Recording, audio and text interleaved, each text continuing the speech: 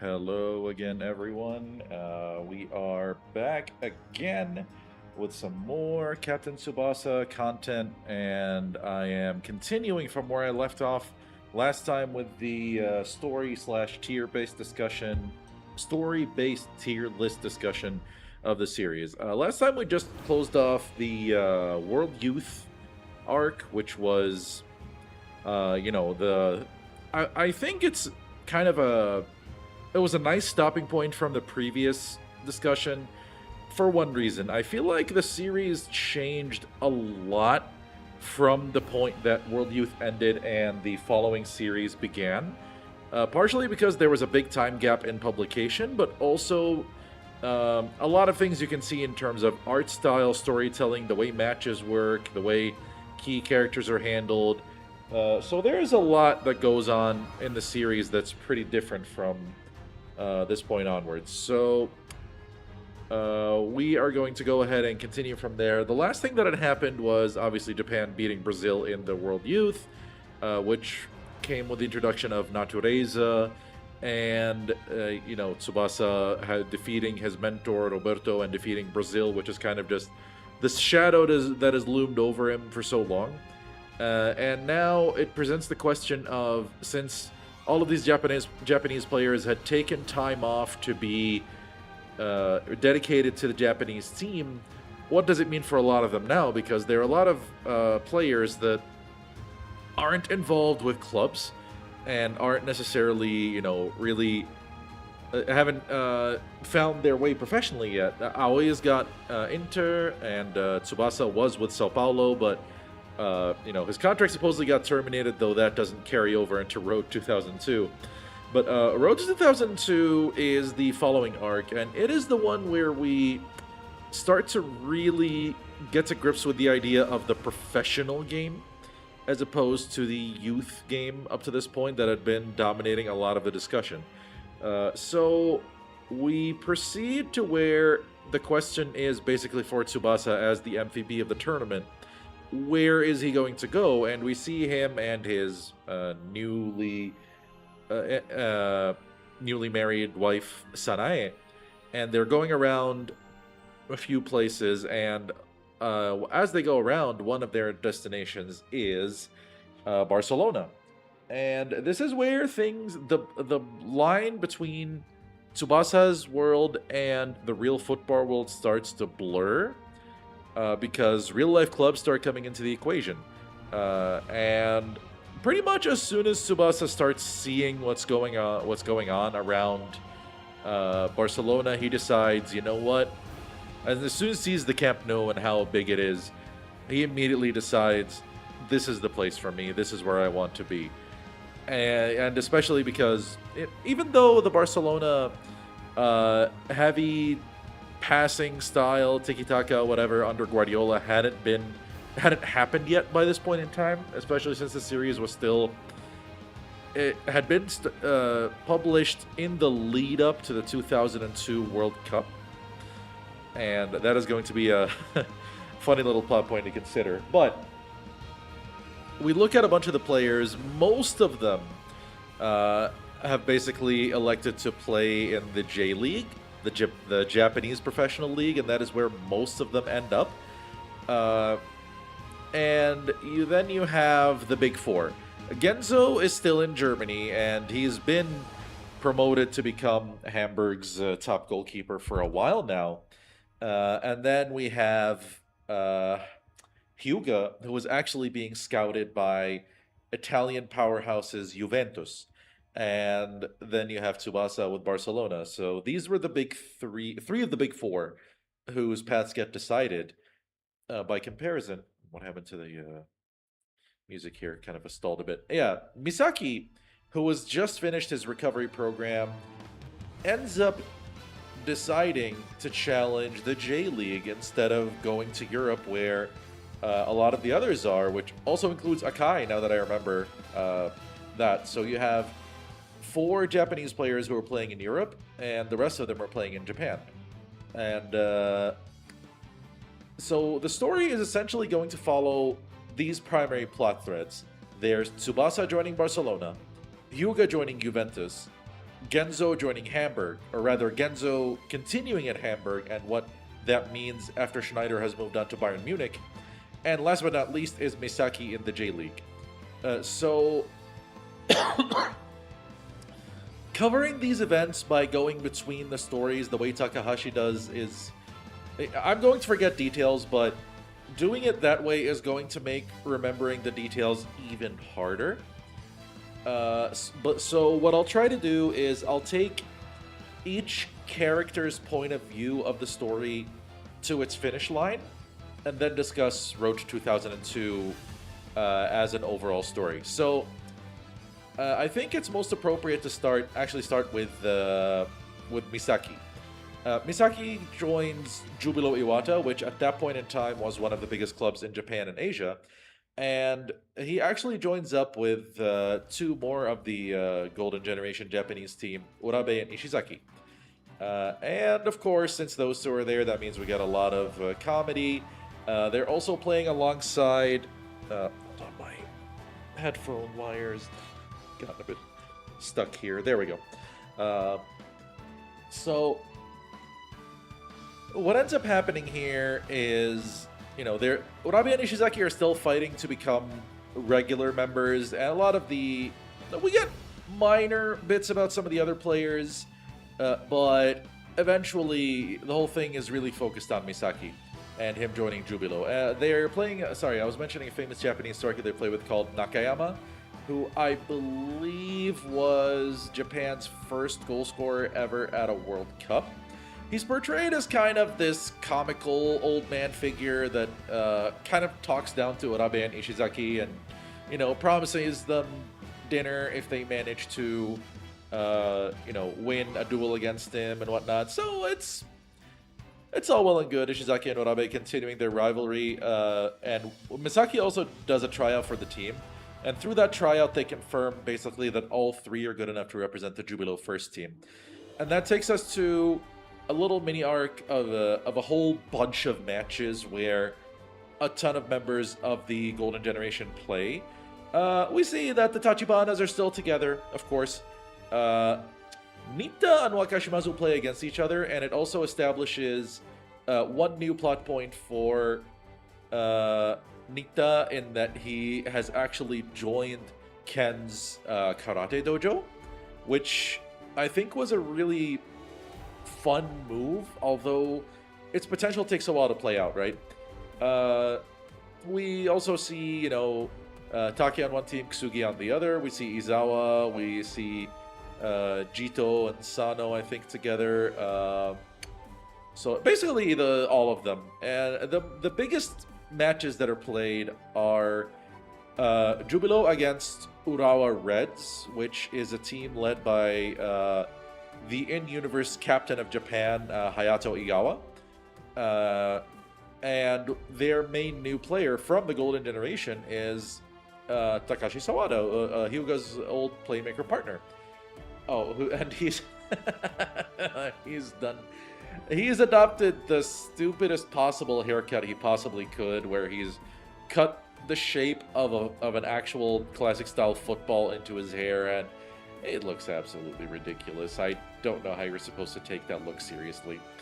But yeah, we get a bunch of matches. I think the other big match that I can recall is Matsuyama with Consadole Sapporo, I think is how the team is called, against Tokyo FC's Misugi. It's kind of funny that towards the end of World Youth, a whole bunch of clubs were announced for these players. I think Misugi was supposed to go to a team called Belmare Hiratsuka. And Wakashimazu was supposed to be playing for the Yokohama Flugels, I think, but he ends up with Nagoya Grampus 8 instead in this. So just a bunch of retcons that are happening all over the place. The main match that is showed is with Misaki with Jubilo versus Igawa and Sawada's Urawa. And it's a pretty exciting match, pretty good stuff. It's where, as I recall, Urawa take the lead first, and then Misaki, from a corner, shows off the new version of his boomerang shot that he did in World Youth by doing something called the speed slide shot. And it's a nice thing for him to start breaking away more and more from being Tsubasa's shadow. And it's going to take until the following arc for that to really come to fruition, and then eventually be forgotten. But it is pretty nice for Misaki to be made the focal point of the Jubilo team, and eventually they end up scoring the winning goal by Ishizaki running onto a cross and scoring, obviously, with his face. Gammenbrock being used as a Gammen Hendo, I think was how that ended up being. So, good stuff. Really nice, cute moments for a bunch of these guys. And it cements Misaki as part of the Jubilo team and a main cog in that team. He also wears the number 38 as a way that many players, when they couldn't get the numbers that they normally wore, to wear a number where if you add the 2 digits, you get their original number. Misaki typically wore 11. 3 plus 8 is 11, so you get the idea. Pardon me. So that is essentially the entire J-League plot. There are a bunch of little things that happen here and there, but I tried to pick the primary highlights because a lot of what happens with the other characters isn't honestly that important. A cool thing is that we get to see a couple members of the Real Japan 7, particularly there was the one guy, Sugimoto, who was going by a different name, who turns out to be a Kansai native who speaks Kansai Ben. So there's a J-League arc. So now we can put that to one side. Now we go to the next one. We'll talk about Genzo and Hamburg. During the trials and tribulations of Tsubasa with Barcelona, which will be detailed last, Genzo and Hamburg have started the league in a pretty solid position. Schneider had come up to Genzo, able to drive now that he's, supposedly around 20, I assume, 19, 20, around that age. And he tells Genzo, basically, you're being a child, you're being totally naive. We at Bayern have just gotten Levin and Shoshunko, and we are more than ready to win the league, and you won't stand a chance. By comparison, you guys at Hamburg only have you and Cults, and it's going to be really hard for you guys to challenge for anything that way.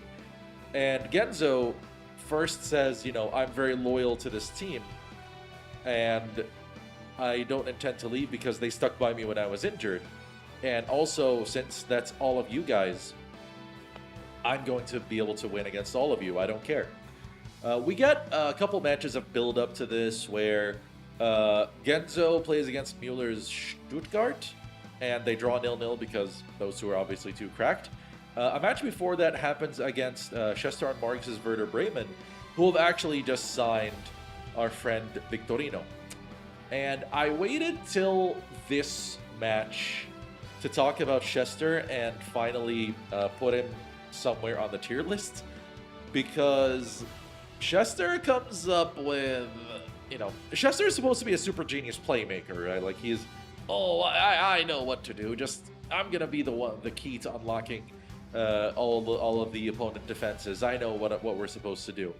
So he's sitting in a conference with Margus and Victorino, and it looks like, hold on, nah, never mind. And it looks like they're setting up something super cool, like, we're going to make the plan of all plans. Genzo is screwed. We got this, guys. And the way it goes is, Genzo's really famous for stopping shots from outside the penalty area, right? So here's the plan, guys. We're going to score from inside the penalty area.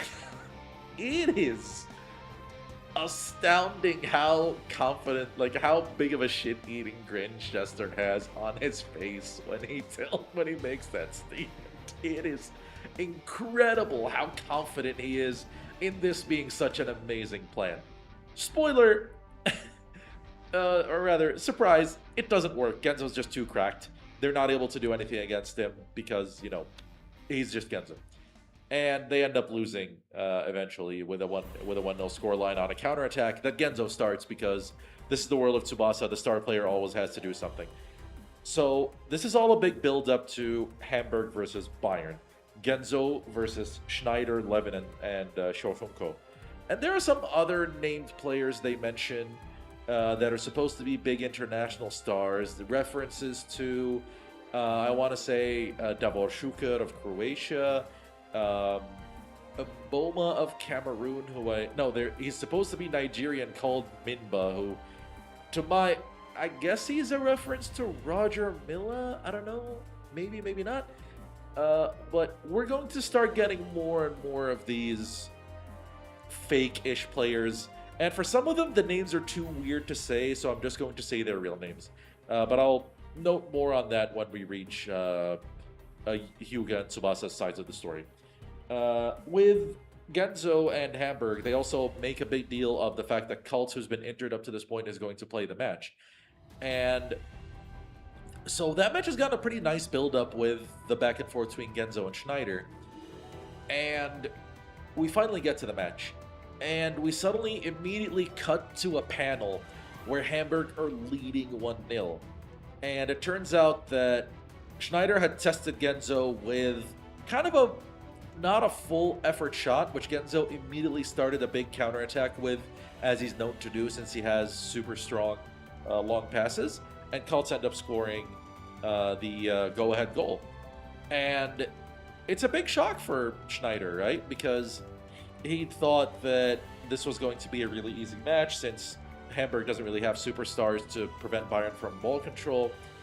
And as the match keeps going, Bayern are starting to pepper Genzo's goal with shots, and they keep going with so many different efforts.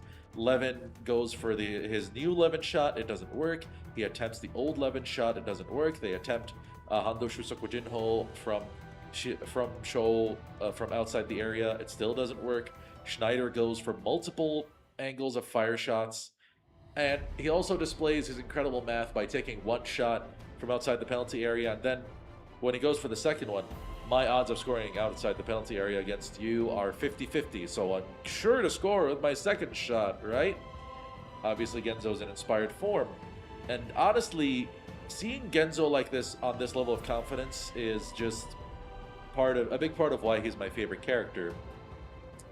But eventually, the first half ends, and Bayern are still really lost on what to do, right? So Bayern's coach, Schneider's dad, actually, who's who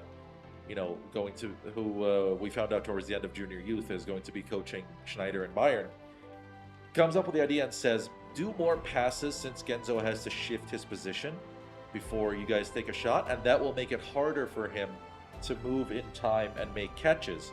And that ends up becoming the key because, Genzo starts being unable to catch the shots that are sent at him so suddenly when he's moving in one direction and the ball's coming the other way. And eventually, Schneider, Levin, and Xiao set up a combined shot with Levin playing a Levin shot towards...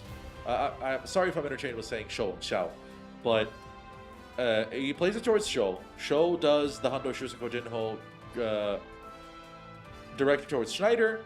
Schneider hits it with his fire shot, so that is 2 layers of power in the new Takahashi world. 2 layers of power shots gathered on top of the fire shot, and that ends up being called the Dragon's Roar, and that ends up being the key to scoring against Genzo at last after a long effort. The score is 1-1, and Hamburg's coach essentially tells his team that to just hold on to the draw because he doesn't believe in their offense. And Genzo throughout is just kind of going, is this what Tsubasa would have done? Is this kind of defensive play what Tsubasa would have done? And that starts becoming a point of doubt. And I have a certain opinion on this, especially because of the eventual result of the match. So as they're attacking, and time again, Genzo just keeps making save after save. The ball, there's one save that finally happens as Genzo catches the ball, and Schneider just goes up and says, is this boring way of play really you? Is this really what you're all about, Genzo Cults? Is this really what you guys have? And this is a point where, ooh, never mind. There was, wait, there's an incident in this match before this. Yeah, the way the Dragon's Roar was built up. Sorry, there was one thing. Cults had been marking Schneider this whole time, right? And they have a little. They start to reminisce about their old days and their old days in Bayern when it looked like, nobody could beat them, as the three of them were just an amazing trio across the spine of the team. And as they do this, Schneider suddenly tells Cults, and it's kind of showing Schneider's ruthlessness and potential maturity as a professional player. He just tells Cults, you followed me all the way to the middle of the field. Which one of us is faster in a 100-meter dash?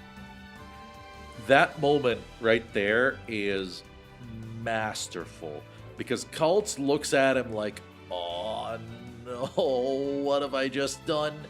And that ends up giving Schneider the space to chase the shot and eventually allow him to score. We later get, the Bayern offense, and then Schneider accusing Genzo and Cults of this really boring football. And it happens after a save where Cults is sprawled on the ground, and Cults just loses his shit. Cults just kicks Schneider in the back of his legs, and basically tells him, "You've been given a superstar team, coached by your dad, and you're over here talking shit to us about how easy or difficult it is to defend against a team like this? What are you on?" And Genzo calms Cults down, but unfortunately it's too late. Cults gets a red card. And Schneider's words shake him, right? And he's really feeling it in the sense that, is this really how we should be doing things? Genzo eventually gets the ball and manages to set up another counterattack, which fortunately for Hamburg leads to a free kick on the edge of the box, around the D. And Hamburg are looking at this opportunity as a way they might steal the match. So, with Genzo's, with Schneider's words ringing in Genzo's ears, he ends up doing the unthinkable, and he starts dashing up out of his box and tells his teammates, "Leave this to me, I got it, I'm going to score this." Genzo takes the shot, but remember who's on the Bayern team? Shoshunko. And he, out of the corner of his eye, when he notices Genzo, he gets ready, slips out of the free kick wall, blocks the shot, and you immediately start to feel the dread, because the ball is immediately cleared to Schneider. And Schneider starts dashing towards the other side, and the thing is that the ball has been cleared towards the right touchline, so Schneider is scrambling to get the ball, and he can't quite get it under control as Genzo's dashing back, life or death, to try to get whatever's about to happen to stop. And Schneider manages to reach the ball, and he ends up kicking it towards goal, and it looks for just a split second that Genzo has a chance. But it turns out that Schneider has kicked it with a bit of topspin, so that when it bounces, it moves forward faster and gets into the net. With Genzo completely stranded and Hamburg lose 2-1, the manager, a reference to Zdeněk Zeman, the old Czech coach, and it ends up being a shocker that, why did you abandon the team tactic? Why did you let go of playing defense? And in some ways, I was mentioning earlier how I'm going to have an opinion on Genzo actually responding to Schneider's taunts. I think it showed a big lack of maturity on Genzo's part, in the sense that he just looked at that and said, it's not honorable to defend. Even if you look at your capabilities versus another team's, and you realize that if you try to attack, you're just going to get scored on for fun, it's not honorable to just defend. And I don't know if Schneider fully believed in the words he was saying, or if he was just taunting Genzo and Cults. But whatever his intention, it got to Genzo, and it ends up making him cost his team the match. And it also ends up in a longer plot point about Genzo being essentially ostracized from the team at Hamburg. There's a moment in this, as Cults gets his red card, where Takahashi draws what I think is one of his greatest panels. And it shows Genzo, Schneider, and Cults each next to what they looked like when they were in the junior ranks, with a ripple, like a tearing effect going between the three of them, essentially saying this is what being in the professional game is all about. Our old days are gone. And that is such a powerful panel. That is such an incredible bit of storytelling by Takahashi. I think in what is, in my humble opinion, the best match in the entire Captain Tsubasa series. It has drama, it is unpredictable, it has a protagonist character in Genzo lose. And lose in a way where it is his fault. It is 100% his fault that this match is gone.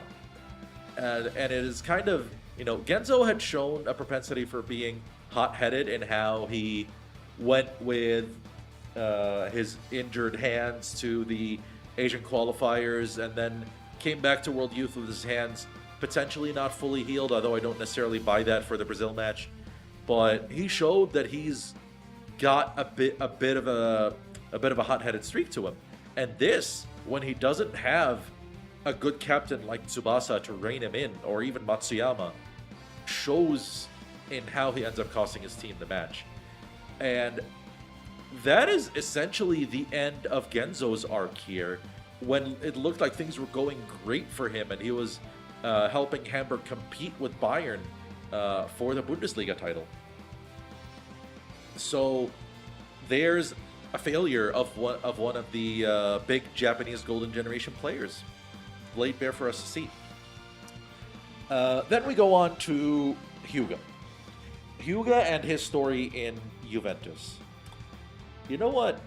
The more I think about it, telling Hyuga and Tsubasa's stories somewhat together makes some sense, because there's a bit of a connection between those stories and how they work. Genzo is somewhat involved in Tsubasa's story, but Tsubasa and Hyuga are somewhat more intertwined. Yeah, Genzo has incredible plot armor. Look at it prevent him from losing that match, right? But yeah. Thanks for showing up again, buddy. Appreciate it. So, what ends up happening with Tsubasa, as I mentioned earlier, man, this cable's gonna drive me insane. Tsubasa ends up joining Barcelona, as we mentioned earlier. Now, the thing is, Tsubasa has a challenge that he hasn't had to deal with before. Even when he had Izawa, Misaki, everyone with him before, there was always zero doubt as to who his team's number 10 player is supposed to be. It was always his spot.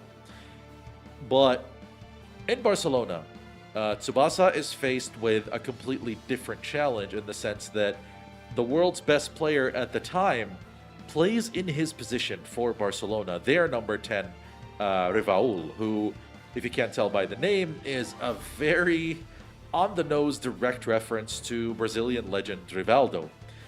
And even down to his incredible left-footed kicks and being the Ballon d'Or holder of the time, playing for Barcelona, all of that. And it presents a wholly new challenge for him. But before Rivaldo is even introduced, Tsubasa actually meets a whole bunch of the Barcelona players in a little... I want to call it a training session for the Barcelona B players, but it's really more of a bullying session, because three of the primary Barcelona players, and I guess I should add some of these players I'm mentioning now to the discussion. Here's Rivaul, Gordoba Gonzalez, and we'll just go ahead and throw Grandios in here because he'll be showing up really, really soon. Now, Gonzalez and two other Barcelona defenders, namely called Almeida and Fonseca, who aren't really direct references to anyone, they just happen to be there, are kind of challenging all the Barcelona B players that if you can get past all three of us, we'll make a recommendation for you to join the first team. And it the reason I call it a bullying session is because these guys are obviously way ahead of the level of all of these Barcelona B players, and nobody can get past them. But Tsubasa jumps in and he says, "I'm your newest player, Tsubasa Ozora," and they immediately recognize the name as the most valuable player of the World Youth. Tsubasa shows his skill and technique, although he still gets killer personality. We'll get there, don't worry. Tsubasa manages to beat them, but not before being trapped in Fonseca's snake mark, where he wraps his arms in almost like a full Nelson around the player, which I don't think that would ever be allowed in real football, but I've seen crazier things. And then Almeida with his 2x tackle, Gordoba Gonzalez with his killer tackle, whatever they call it. Eventually, Tsubasa gets past all three of them with his incredible agility and scores, but realizes also that potentially on a physical side, he's not 100% ready for this challenge yet, though he's still up for it. Tsubasa is signed by Barcelona, and he gets his introductions to the team. And this is where he goes to the training field really early on at some point and finds Rivaul just standing there. And wait, I think it was...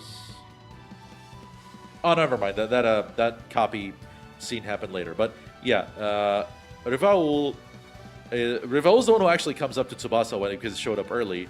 And they go, you know what, want to have a kick around? And it ends up going into a bit of a challenge where Tsubasa says, can we go one-on-one? Which is kind of the rite of passage in this series.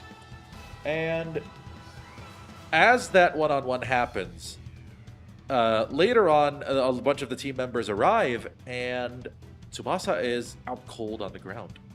And nobody knows exactly what happened. And Rivaul's kind of giving him that look like that was close.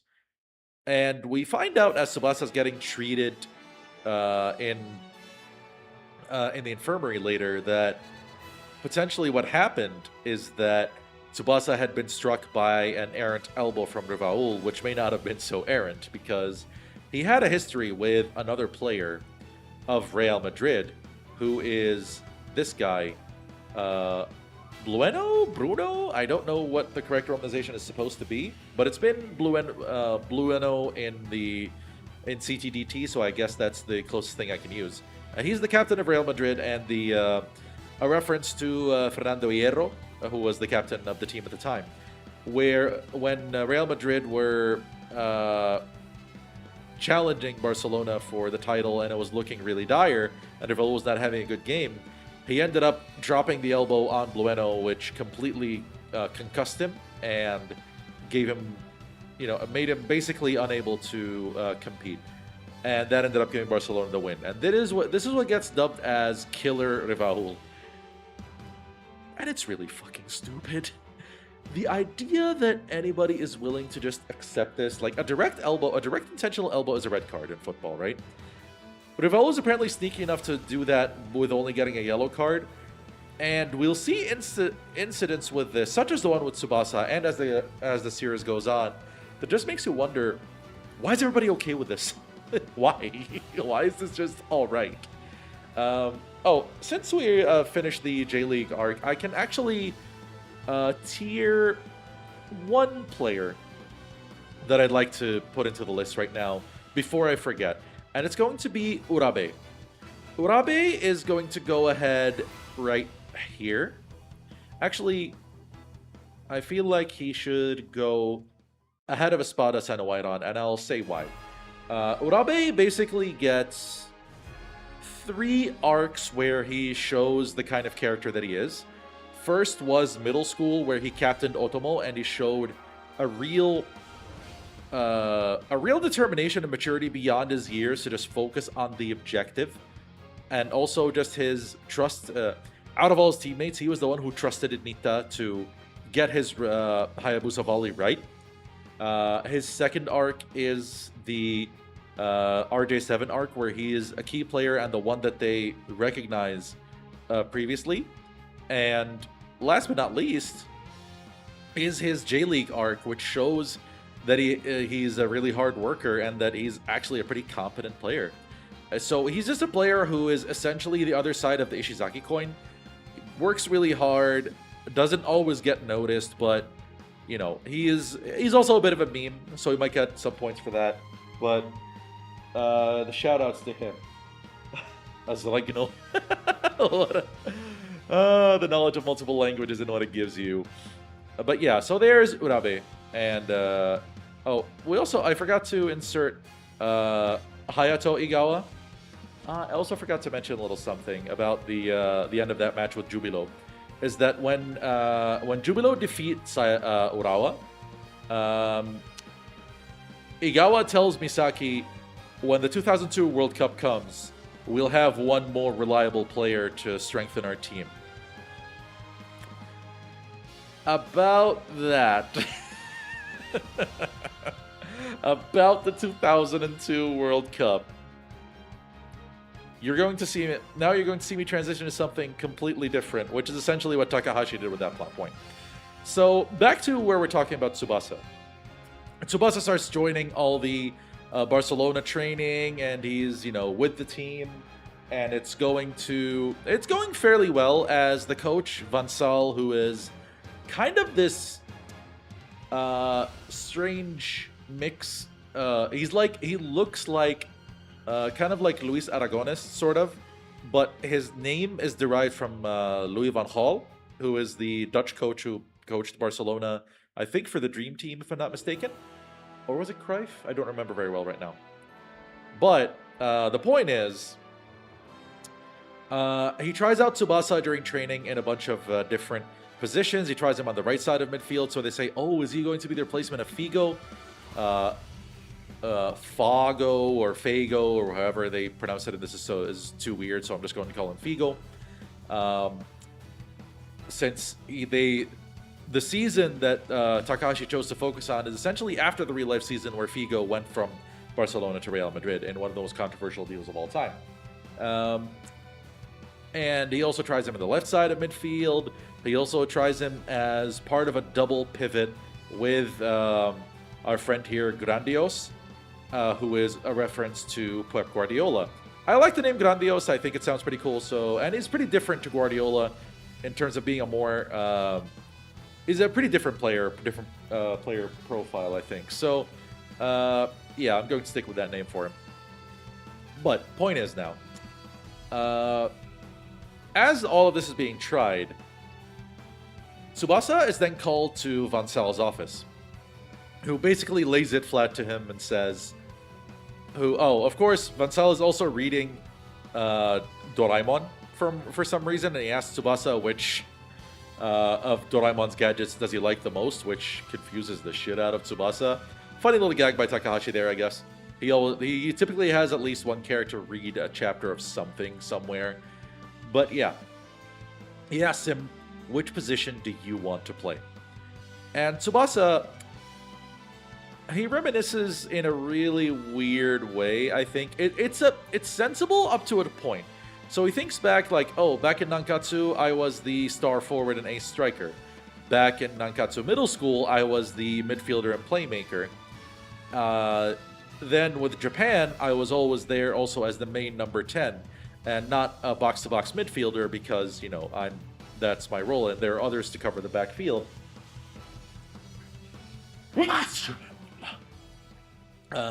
And then he goes with Barcelona, right midfield, left midfield, defensive midfield. Like, you played in those positions for 2 minutes, buddy. You have not played those positions yet in any real capacity. But essentially, he also looks at it and says, you know, he starts to think, I'm going to be okay with any position. And then he stops himself and says, am I sure of that? And then he finally gives his answer as playmaker. A really stupid juvenile thing about this scene is that the way this position is said the way Tsubasa and Vansal say it in Japanese, in the manga, and in the Tetsu anime was Toppushita. And the way that was written in in the Shinji translation was like top shita, and I can't help but like try to suppress my chuckles every time I come across that. It is stupidly dumb and juvenile, but there's a 5-year-old in me that's ready to laugh at all of that at all times. Now, what ends up happening here is that Vansal takes Tsubasa's answer and delivers a shock that I don't think anybody could have expected if you followed the series up to this point. And seeing that Tsubasa, let's remember, Tsubasa has lost only once since the series started. He's lost a single match. He's gone through some adversity with his match against Misugi as a kid, and then his injuries through middle school, and then fighting really difficult opponents in junior youth. But this shock is on a completely different level. Vansal decides that Tsubasa is going to be placed into the Barcelona B team, which is essentially a reserve team that is not allowed to play in the top division.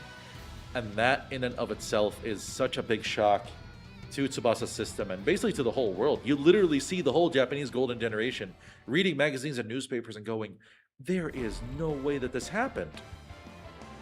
And it's a really big shock. Even to Tsubasa himself, you see him go through, you know, a real sense of, is this really my limit? So we'll pause here with Tsubasa and go back to the beginning of Hyuga's plot. Hyuga joins Juventus, and Hyuga's kind of become this, strangely, like this fashion icon, advertisement, superstar, heartthrob kind of guy. Although he hasn't forgotten Akamine Make, the softball player that he's formed a relationship with during World Youth, because she appears when he's on his way to the airport and gives him a little good luck charm, like a little knit good luck charm that looks like him.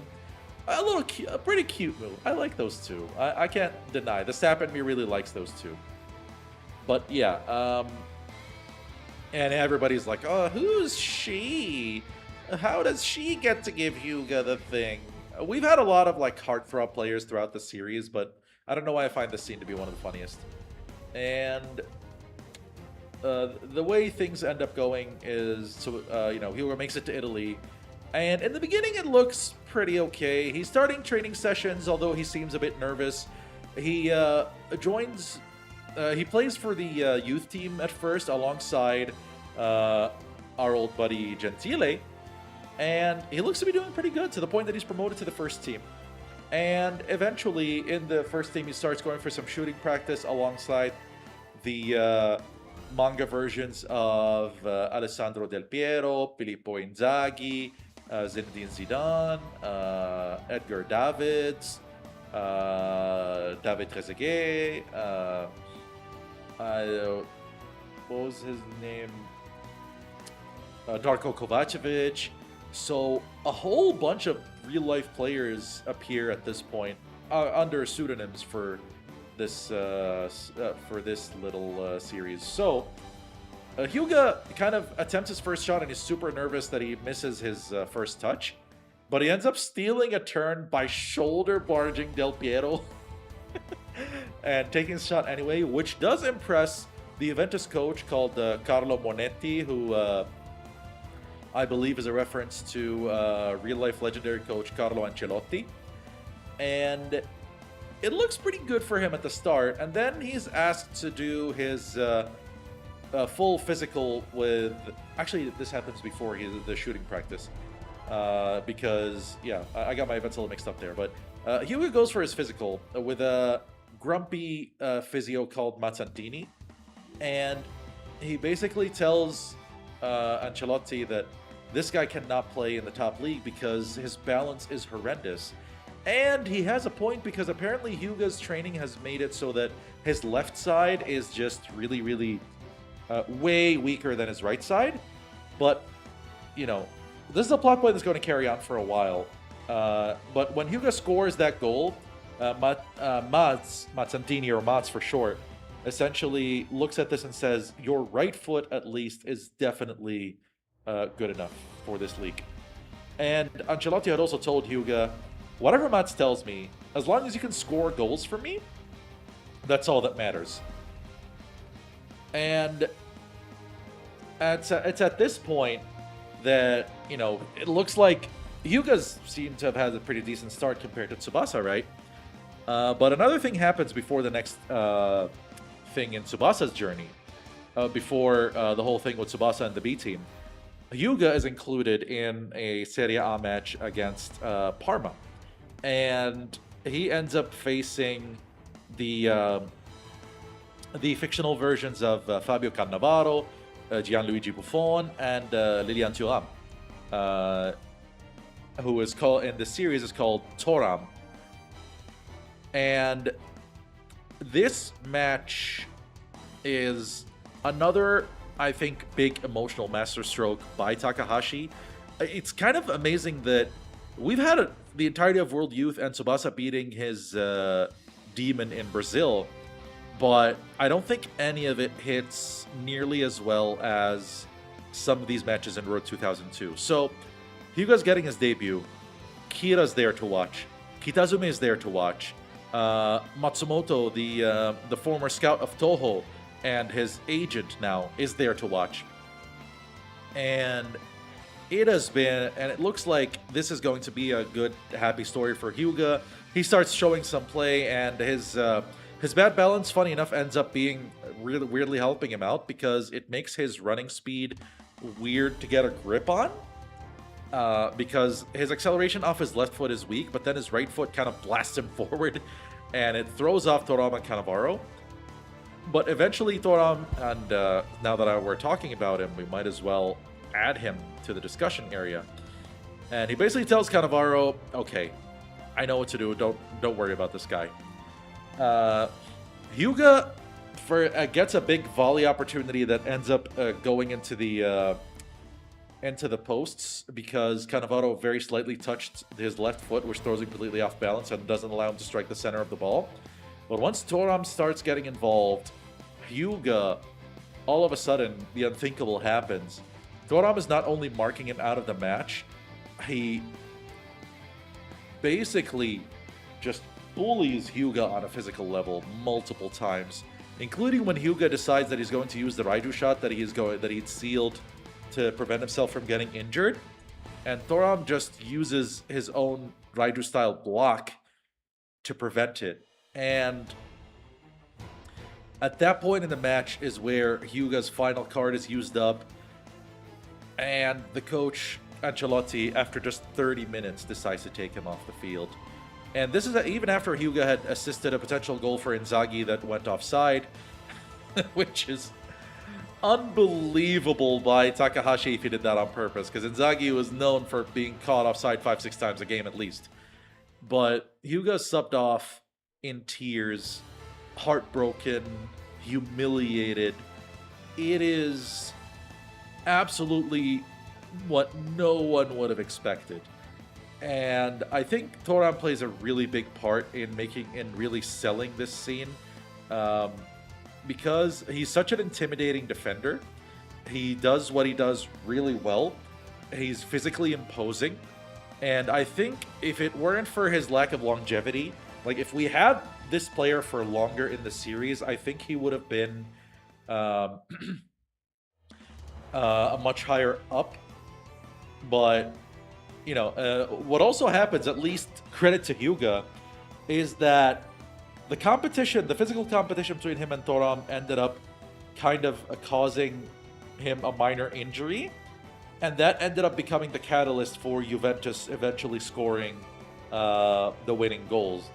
And so Hyuga wasn't useless on his debut, but he goes to the bench, really just his face tear-stricken. Mats throws a towel on top of his head to just hide his face, and then tells him, if there's one thing that I've seen from you today is that you have the heart of a real player. I'm kind of getting choked up remembering this, actually, because it's such a good scene. And he just tells him, work with me, and I'll make you into a real player. I promise you that. And it's a beautiful scene. Like, just absolute perfection from Takahashi, how he handled this. And it's such a contrast with some of the nonsense that happens later in the series that it really bugs me to that extent. But there is essentially a big part of Hyuga's problem. And of course, right after that happens to him, Tsubasa has his ordeal with Barcelona B. And everybody starts trying to contact Tsubasa, getting in touch with him like, there's no way this happened to him. Is he okay? Is he all right? Uh, Tsubasa had actually started, like, he gathered a bunch of his old Nankatsu boys, including, of course, the genius Manabu, to start preparing him for the next step. Um, but this is why I had kept Sanae out of the actual tier list placements up till now. Is she... Had I not put her in the discussion area? She should be here. Oh yeah, there she is. Slim photo. But, you know, she gets calls like Yukari, Ishizaki's girlfriend, reaches her, and Sanae basically puts it to her that, you know, it's a reason why Sanae hasn't been showing Tsubasa any pity or being overly, you know, sorrowful towards him. She basically says to Yukari, my man is not the kind of guy to get down, to be put down by something like this. He's more than strong enough to make it. She also picks up a call from Hyuga in one of the funniest scenes where Hyuga's essentially yelling like, "Oi, oi, nando kore, oi!" Like where it's clear that he's shouting over the phone, and eventually Hyuga, Tsubasa ends up getting on the phone with both Hyuga and Genzo, discussing something that. A challenge that Van Sal had set for him to make him reconsider, which is to get 10 goals and 10 assists in his time in Barcelona B. And in his call with Genzo, Genzo tells him, you know, with how good you are, I bet you could do that in one match. And Tsubasa tells him, rather than Tsubasa being like, oh, thanks for the vote of confidence, he says, yeah, that was my plan. And you know what? I like Tsubasa with a bit of edge to him. I mentioned this in middle school. I like Tsubasa when he puts on the bravado. When he puts on this thing like, you know what? I am that damn good. And I'm going to prove it. I'm not going to just keep talking about, oh, Sakakawa, Tanushi, or Boro wa Tomodachi. No. I am good enough. I am more than good enough. Nobody else is as good as I am, and I'm going to keep showing it. And if anybody shows up who appears to be better than me, I will surpass them. So, he starts going on his training journey to become, I still think this term sounds really dumb, but it's descriptive of what Tsubasa's trying to do. Working on becoming what is called Hanta Glassista, which is a mix between a Fantasista, a technique-based player, somebody who's known for their artistry on the ball, and a gladiator who is more of a, you know, a warrior type, kind of like Jito, for example. And Tsubasa, the way he does this really with his physical regimen is pretty impressive. He has a yell of sheer despair, but also determination when he fully absorbs his situation. But he doesn't stop. And what Takahashi is doing with this story is that he's essentially putting it forward to Hyuga and all the rest of the Golden Generation, other than Genzo, because his situation is completely different, that this is how you adapt to a tough situation in the European game. And Tsubasa starts playing in the B team, and he gets something silly like 6 goals, 4 assists in the first game, ends up running out of time. And, you know, there are some not incidents, but just interactions with the Barcelona B captain, previous captain Serrano, and him getting dumped by his girlfriend because he was practicing with Tsubasa. And then Tsubasa adds to his tally in the more in the second game, and as Tsubasa is just doing his thing in front of the Barcelona B fans, it's an away game, so the Barcelona B coach substitutes him, and the fans lose their shit because it's like, we know we've already lost, just let us enjoy watching this guy play for a little longer. And it's funny, I guess. It's all right. But yeah, this is where Yeah, thanks for the heads up, Ziegler. I found her eventually, but you see, as Tsubasa gets to the third match, he ends up facing a veteran duo of midfielders, and despite a very tough match where they keep fouling him, Tsubasa just kind of puts on that bravado, that shit-eating grin when they start fouling him, and he just starts going like, "All right, you want to play? Let's do it." And he ends up just getting both of them on yellow cards, which makes them unable to mark him as tightly as they could, and eventually Tsubasa gets his wins and makes it to the first team. Now, parallel to this is the difficulty being faced by the Barcelona team itself. Rival's just returning from injury, so he's not able to help the team as well as he could. Barca have not started with the best of results, couple draws, and they end up in a match against Valencia, who have just recruited an old familiar face, Carlos Santana.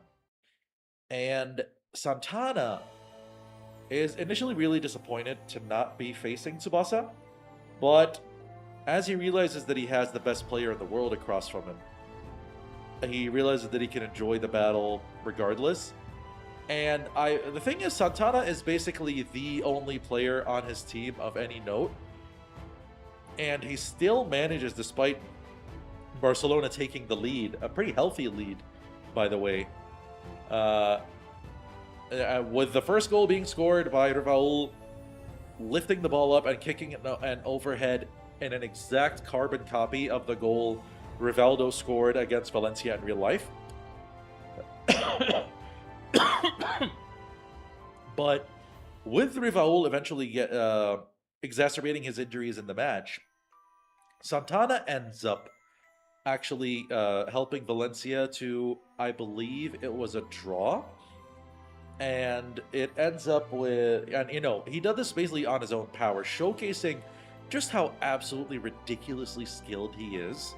Just like as on an individual level, that he's still very much on par, not too far off of Tsubasa or Rival, which is really the ammo I use whenever anyone tries to tell me that, oh, when Santana became the cyborg, he became a pansy, he became a useless player. No, he's playing at a much higher level, and he's still doing exactly what he did before. Pardon me. And yeah, it was just very absurd to think about, honestly. And every time I look at Santana and the couple matches he gets for Valencia, and then when he plays for Brazil and Rising Sun, it's like, what are people looking at to suggest that Santana's gone soft? Levin, I understand, but him? No way.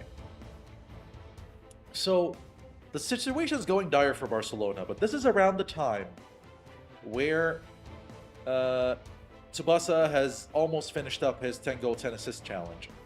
And the last match, the straw that breaks the camel's back for the fans and starts putting Van Sal's job in jeopardy, is a match where Azrivel attempts to play through the injury again and ends up getting subbed off with Barcelona up 2-0. Barcelona get a penalty. Grandios is there to kick it. He misses. And eventually, I think it was, I want to say it was Espanyol that they were against, Zaragoza, I don't remember. But Barcelona end up losing 3-2. And the situation becomes really awful for the team. But Tsubasa completes his challenge, so Van Sal decides, alright, I have to add him to the team. The thing is, the next match isn't against some scrub team, but it's against none other than Real Madrid. And they have picked up none other than Natureza. And basically, this is Takahashi's chance to finally give us a real rivalry between Tsubasa and Natureza, because their meeting in World Youth was a sham. Like, the fact that they played each other for a combined 15 minutes doesn't really say much about either of them and their rivalry. So it shows Natureza being really excited, training with the team, and also training with two players on there as well. Roberto Carlos, it's Roberto Carlos, guys, and Calusius, or Iker Casillas, who at this point is the young genius keeper who's just taken over, because that's around the time that real life Casillas had just become the Real Madrid keeper, surprising everyone. But yeah, so we start to see the joint build-up from Tsubasa and Natureza's sides. And Natureza has already been on the team alongside Figo, Raul, Morientes, Blueno, Michel Salgado, Casillas, and he's been the star of the team anyway. And it's kind of funny to me how Takahashi handles this by saying, oh, these guys are the best players in the world. But as soon as Tsubasa and Natureza step onto the field, they can't do anything. And we're going to see a lot of this. But, I mean, it's kind of permissible just because these are his characters, you know? So you can see Natureza, he's already learned to cope with the pressure. And we actually get a flashback to Natureza and how he got selected for the team, where he did some of the absolute most ridiculous plays possible. And the Real Madrid scouts kept saying, oh, his physical abilities are normal. Oh, that shot he got in from a really tight angle was just a fluke cross. Until Vicente Del Bosque, who's named Del Pasque here, sees this and he's like, you fucking idiots, get this guy right now. So that's that. Then we start talking about adversity with Tsubasa again. See, the thing with Tsubasa is that while he's dealt with pressure before, he's never had to deal with a classical. And you start to see before the match, the pressure is crushing him. And it's very unlike him. He starts being slow in training, makes mistakes, wakes up in the dead of night, and it is not looking great for him. A bunch of people, though, help him in various ways, and he gets called by some of his teammates. There's an email, a fan inbox managed by Sanae, her again, that shows all the support messages from around the world, from all the players and whatnot. It's like a fan email that they have. I said it was an email, right? I just wanted to make sure I didn't say fan mail earlier. And he gets a phone call from Roberto, who, as I mentioned, essentially kind of goes into this watchful father figure role for Tsubasa from afar. But he basically tells Tsubasa a key line that football is football, sakka wa sakka, no matter where you play it. And of course, last but not least, is Sanae herself, who is coordinating all this support effort. And again, this is probably the sap in me talking, but as a married man, I'm someone who's very aware of what it means when you're in a relationship and that relationship is a source of strength. And before Tsubasa departs for the match, Sanae just, does the most normal thing that could happen, is just like a good luck kiss to Tsubasa. But that feels like kind of the seal on giving him the strength he needs for what's coming. And that is why I keep saying Sanae, and we're not done with her yet. There's more with her to come later in the story. But her being the rock on which Tsubasa leans when he needs support is very, very evident. And I think he's always realized it, because whenever he's blathering on about his football to her, it was just like he knew that he could confide in her and that she would understand him. Because, I mean, she's been around the sport more than enough. But, yeah, I think that's a really cute thing that Takahashi does, and shows, the importance of their relationship, of Sanae kind of just not being purely relegated to the role of girl, which a lot of female support characters can end up being in a series like this. Van Sal also shows Tsubasa the Camp Nou in their last training session, because that is where the match will be held. And we finally get to the day of the Classico. Tsubasa and Natureza they meet up with each other, and finally they look at each other and say, it's finally time for us to, really ignite this rivalry and take it to the next level. And what follows is a shootout of epic proportions between the two, where Natureza shows why he's already been La Liga's shining star in this season and Real Madrid's shining star. and Tsubasa shows why he was good enough to keep up with him. And blow for blow, they keep going back and forth with the score never exceeding a 1 goal margin at any time. And, it ends up with a whole bunch of different ways that goals are scored: overheads, follow throughs, Hando Shusoku Jinho by Natureza, um, and just a whole bunch of crazy plays between Tsubasa and Natureza time and time again. But I don't want to go through it blow by blow because the goals are too many, and partially because I don't remember them all. But the crucial moment of the game, in my opinion, is when eventually with the score, I believe, at 3-2 Real Madrid, and Barcelona really struggling as Tsubasa is trying alongside Patrick Kluivert and Grandios and a whole bunch of them to find a way, and he starts getting sealed bit by bit, and he's unable to find space to play. Van Sal starts to prepare Raul on the bench, who's taken injections, painkiller injections, and it looks like, for all intents and purposes, Tsubasa is going to come off because he's no longer effective. Another thing that we've never really seen. And the signboard goes up with Tsubasa's number on it, and you look at it and think, wow, is this really going to happen? And part of me thinks this continuing the way it looked would have been a really strong character moment for Tsubasa to try to bounce back from. Van Sal changes his mind at the last second, though, and ends up substituting the right winger Overmars and puts in Rivaul with Tsubasa, and basically tells them, you guys are the playmakers, you're the two who are geniuses on the field, find me a solution. And the teamwork they display to tie up the score is phenomenal. Basically, Tsubasa ends up finding himself able to play in the system really quickly. And funny enough, it's not because of anything that he notes. It's because in Japan and in Nankatsu, Tsubasa's always played in a double playmaker style because he's always played alongside Misaki. So he knows exactly how this works. And little by little, as Barcelona are getting back into the match and it looks like they're going to have hope, Natureza ends up putting Real Madrid ahead. And he asks Del Bosque to let him mark Tsubasa one-on-one. Tsubasa uses this and ends up setting up Rivaul for the tying goal. But eventually, we get the finale, the whole closing chapter of this, with a winning goal that... wait, is this...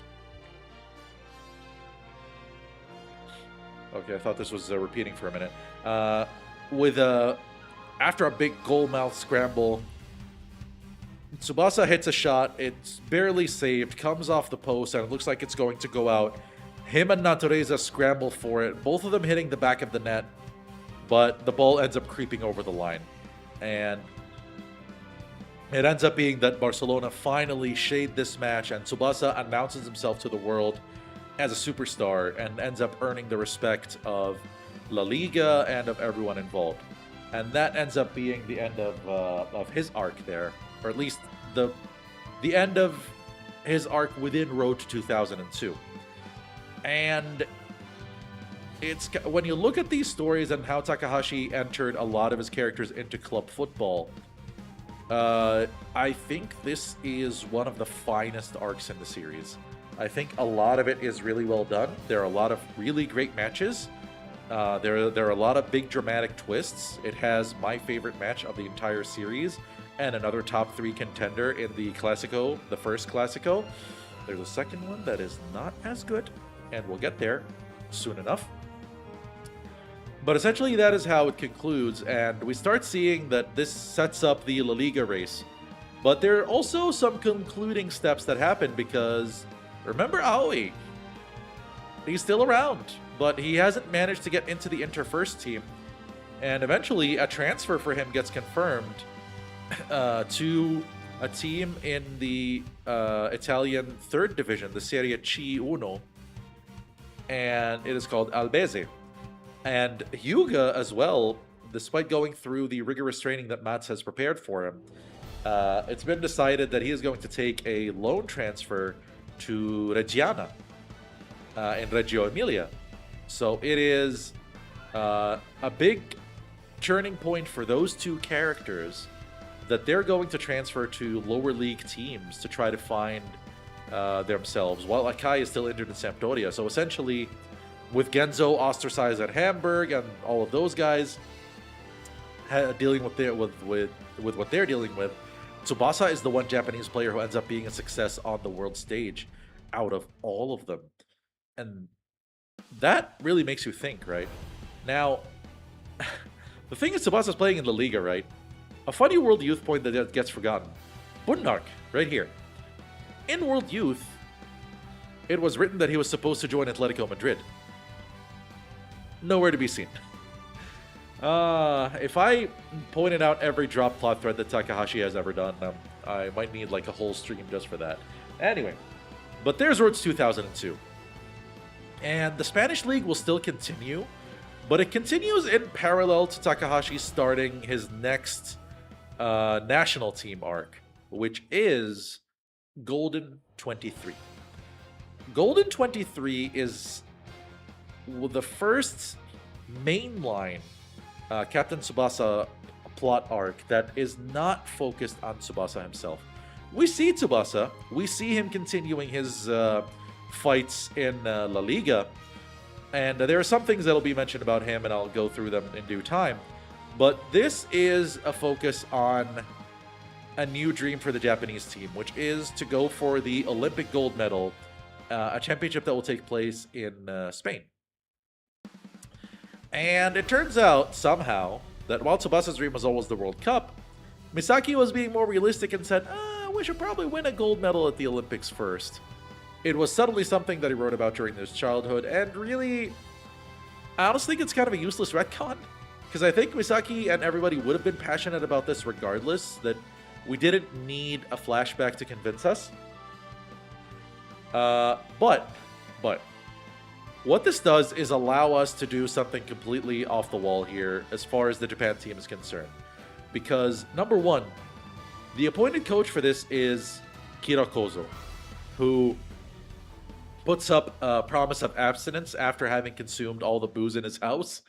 But, you know, he was known to be a drinker. I don't know if I ever highlighted that, but, you know, it was just kind of funny that he was just this big drunkard and a coach of an elementary school team. But yeah, he's the new coach in a suit, and he decides to handle the whole idea of coaching this Japanese team differently. And he basically puts up his three tenets of the team. There was feelings, there was, I think, passion, but the most important thing was called one person, one skill. And that is where he says, bring to me the thing that only you can do and no one else can. And the Japanese players of the Golden Generation are all here. And they're all very heavily involved. But when you examine what's happening here, there's a lot that gets started and kind of dropped with this plot line as well. But we'll try to point the better sides of it too. We've got Misaki, Matsuyama, Ken, Misugi, all of them. We even get mentions of characters we haven't seen in a while, like Nakanishi, what's his name? Kawakami, a goalkeeper from the elementary days. But we also get introduced to the futsal combi, Furukawa and Kotaro. Two Japanese players, which turns out that the real Japan 7 were not just a 7. They were a full-on Japanese 11 that was set up to be a full shadow team. And these two were part of it, coming from indoor football called Futebol de Salão, or I think I pronounced that right, but or futsal for short, which, since the spaces are tighter, needs really tight dribbling techniques, but also where slide tackling isn't allowed. And they shock the Golden Generation by being able to use their techniques to bamboozle most of their defense and score a goal against Ken, who is the strongest keeper in the camp. And it ends up with a big surprise for everyone that they start, they start showing that competitive spirit and like, all right, we'll go ahead and train with you guys. And leaves the futsal combi in shock of how good this Japanese golden generation truly is. We also get to see that Jito and Soda are using some of their improved techniques from World Youth. The Tachibanas show up and Kira looks at them and says, maybe I should make them into a double defensive midfield pivot. We see Izawa, who I have kept on the sideline for a while, and saying like, he looks like with his aerial ability, I think putting him in defense might be a good idea. We also see Sorimachi call himself a striker that can also defend. And this is where I'm going to go ahead and tier Sorimachi because this goes absolutely nowhere. I'll give Sorimachi his respect for... I think he does more than Leo, but he's not as impressive as Budnark. Sorimachi during the Toho arc carried the goal-scoring burden in Hyuga's place, so I'll give him his dues in that he did a pretty good job during that arc. But besides that, he's done nothing. He just shows up in random matches every once in a while. And, I mean, he even has some minor contributions to some attacks in Rising Sun Final, but it's all just so little for a character that initially promised so much. And I'm putting him up here mostly based on what he did for Toho. And he's not getting any higher because that's basically all he has. Getting some water. Stay hydrated. Stay hydrated, everyone. Alright. So, yeah, the whole thing with Sorimachi basically doesn't really go anywhere. But there are some cool things that happen with some other players. Nita essentially looks at this as a big opportunity for him. Without Hyuga, he's basically the main forward now. And as the team finally starts formulating and Kira starts picking his guys, he ends up naming Matsuyama as captain, which is a great moment for him. Misaki the main playmaker, and, you know, basically it's a bunch of the usual suspects in the end, plus the futsal combi. And they end up playing a pretty fun qualification campaign in which Misaki is shown to be capable of conducting the midfield without Tsubasa. Pardon me. Matsuyama shows his leadership qualities, even gets in among the goals. Misugi shows his versatility by playing in defense and midfield. The futsal boys come in and help out. One of the matches that happens, I believe it's a friendly match, is played against Denmark. And that allows us to introduce Haas and Christensen. Again, I couldn't find a better image of them, but I think that this is a very helpful description of what they're good for. It's a match where these guys are essentially, you know, asshole syndrome strikes again, and these guys are just there to be bullies. They try to physically bully Matsuyama with a hand-wringing handshake, and Jito steps up to them. So they basically decide, okay, we're going to mess this guy up. And although Japan are proving technically superior and they manage to score, these guys end up with what happens in this exact image, injuring Jito with, you might barely be able to see it, but Haas's elbow over here strikes Jito in the face, whereas Christensen hits him in the abdomen and lands, and also causes a heavy landing on his legs. And while Jito fights it off for a while, he eventually ends up succumbing to the knee injury and getting substituted. And this allows Izawa to come on and replace him in defense, and he does a pretty good job with his headers of doing that. Japan eventually win 4-2 with combined efforts of Misaki, Misugi, the futsal combo, and Nita. But also, there's a surprise that happens somewhere along the line. I want to say it was in this match, where in one of the most strangely used twists that Takahashi goes for, Ken becomes a forward. Ken plays up front. And Kira basically comes in and says, I wanted to do this since they were kids, but Ken was too good in goal for me to consider that. But with players like Genzo, we might be able to consider this now and play Ken up top. And his repertoire is a bunch of crazy overheads. But what I wonder about with Ken going up top is one thing. When Ken would dribble out of goal as a keeper, he was fast, he was agile, he was able to go between players. He was really impressive. When he plays as a forward, he always does one of two things exactly. Either do headers to assist other players, or kick overheads. He never dribbles the ball, and I kept an eye on this all the way till his final appearance as a forward. He literally just does not dribble. He, at most, if the ball comes to feet, he will pass it. And it is mind-boggling because he shows much better technique than that. But it is what it is. So Japan is starting to go through the qualifying campaign proper, and since it's a qualifying campaign, they have to qualify against Asian teams. And with the team looking to be set, they start looking pretty good, but they also recruit a couple of more players, or at least Gamo, who's basically working as their scout. Remember our guy Gamo from the A tier, ends up attempting to recruit a couple of players to the cause. One of them, those two players are the remaining of the Real Japan 11.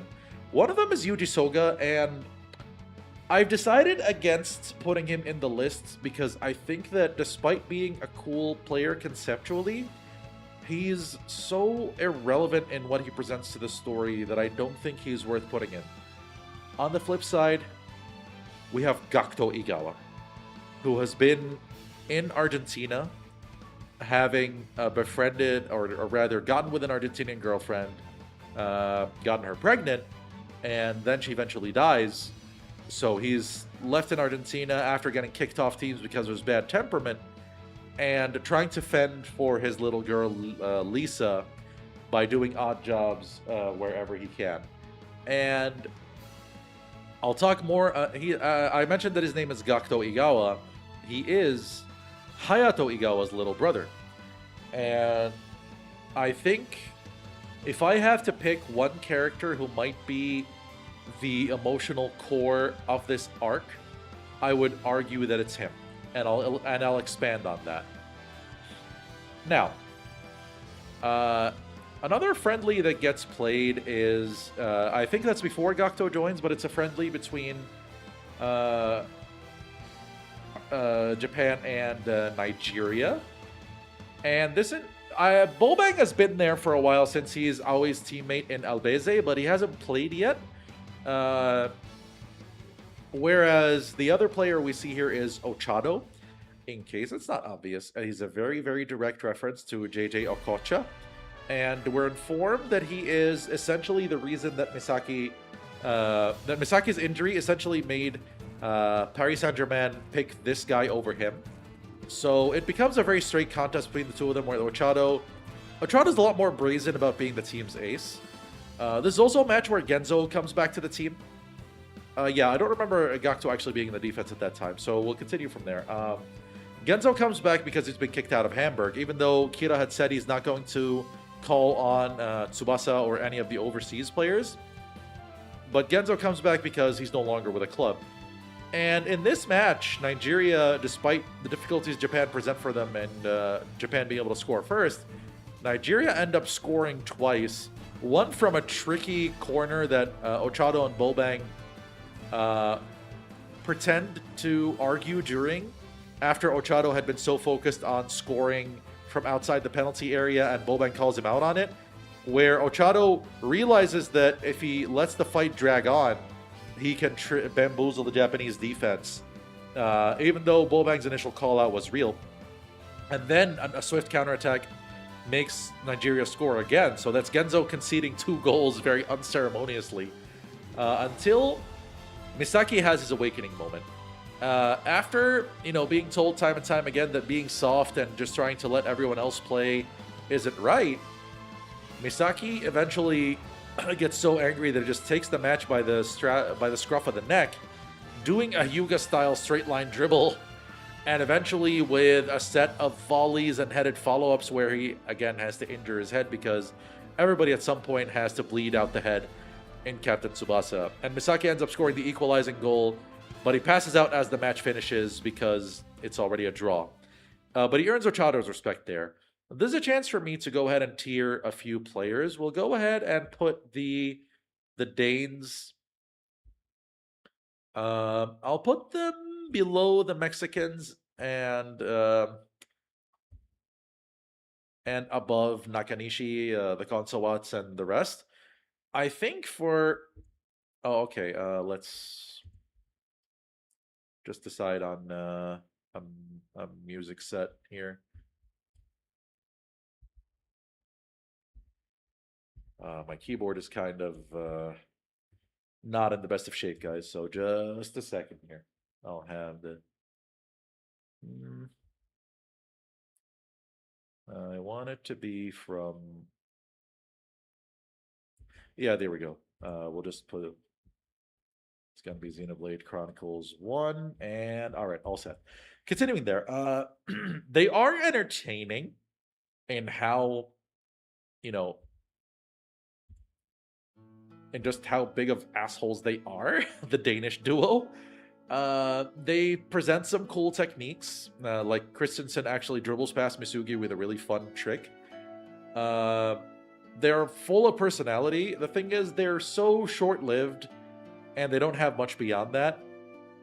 So they're perfectly functional D-tier characters, which is fine. We'll also go ahead and put Ochado up here. Because Ochado's so impressive in the cameo that he makes against Misaki here. And he brings out the best of Misaki through that. And I think that is definitely worth respecting. And he's very, very skilled in his own right. So he brings a lot of really cool tricks and action to the fore. He's a bit of an asshole as well. There's something about antagonistic characters and being assholes, but you know. So he'll go there. I want to say there was someone else. No, Hayato. Hayato will be tiered soon. Oh, I totally forgot to tier Sho. This is a tough one. Because Sho, I think, is a contributor to one of the best matches of World Youth in his involvement in the Asian arc. I'm not placing him here yet. But retroactively, his technique ends up being an overly centralizing, ruinous aspect of later matches. So I'm really torn, but he's also one of the most unique players, and his existence in a match essentially makes the match amount to the Captain Tsubasa equivalent of a thriller, where you never know 100% where he's going to pop up next. And that element of surprise and how quick he is, like even in the Hamburg-Bayern match, he was a key element to how that match ended, and as well as a key element to how Schneider scored. And he's just he's a scene-stealing player. And because of that, I think he merits being here. Trying to, in an attempt to minimize the effects of his technique and what it does, because I don't think that's all related to him necessarily. I think he himself is an exceptionally fascinating character, and one who brings a lot of cool action to any match he's involved with. And for that, I think he deserves at least a spot in the B tier. Also, Izawa. Izawa, I kept him here for his debut as a defender because this is the last major thing he gets involved with. Izawa will also go up here because he's a player who's kind of always been this operator from the shadows, but I think he'll be right at the bottom of the tier. Now, he's been basically with Nankatsu. When Tsubasa and Misaki were there, his role was pretty minimal, mostly focused on getting headers and being the defensive third of that partnership. But when Misaki left, it became on him to become the other playmaker. And also, that was true of Nankatsu High School, when he was alongside Misaki in that midfield. His goal against Furano was great. He gets a lot of really good moments in middle school. It's how marginal he becomes later that is a shame, because I think there was an even a better character waiting to burst on the scene, but he does well with the time he's given, to the point that I feel he deserves to be here at least. So that's some more characters exiting discussion and entering the tiers at long last. We're populating, guys. We're getting there.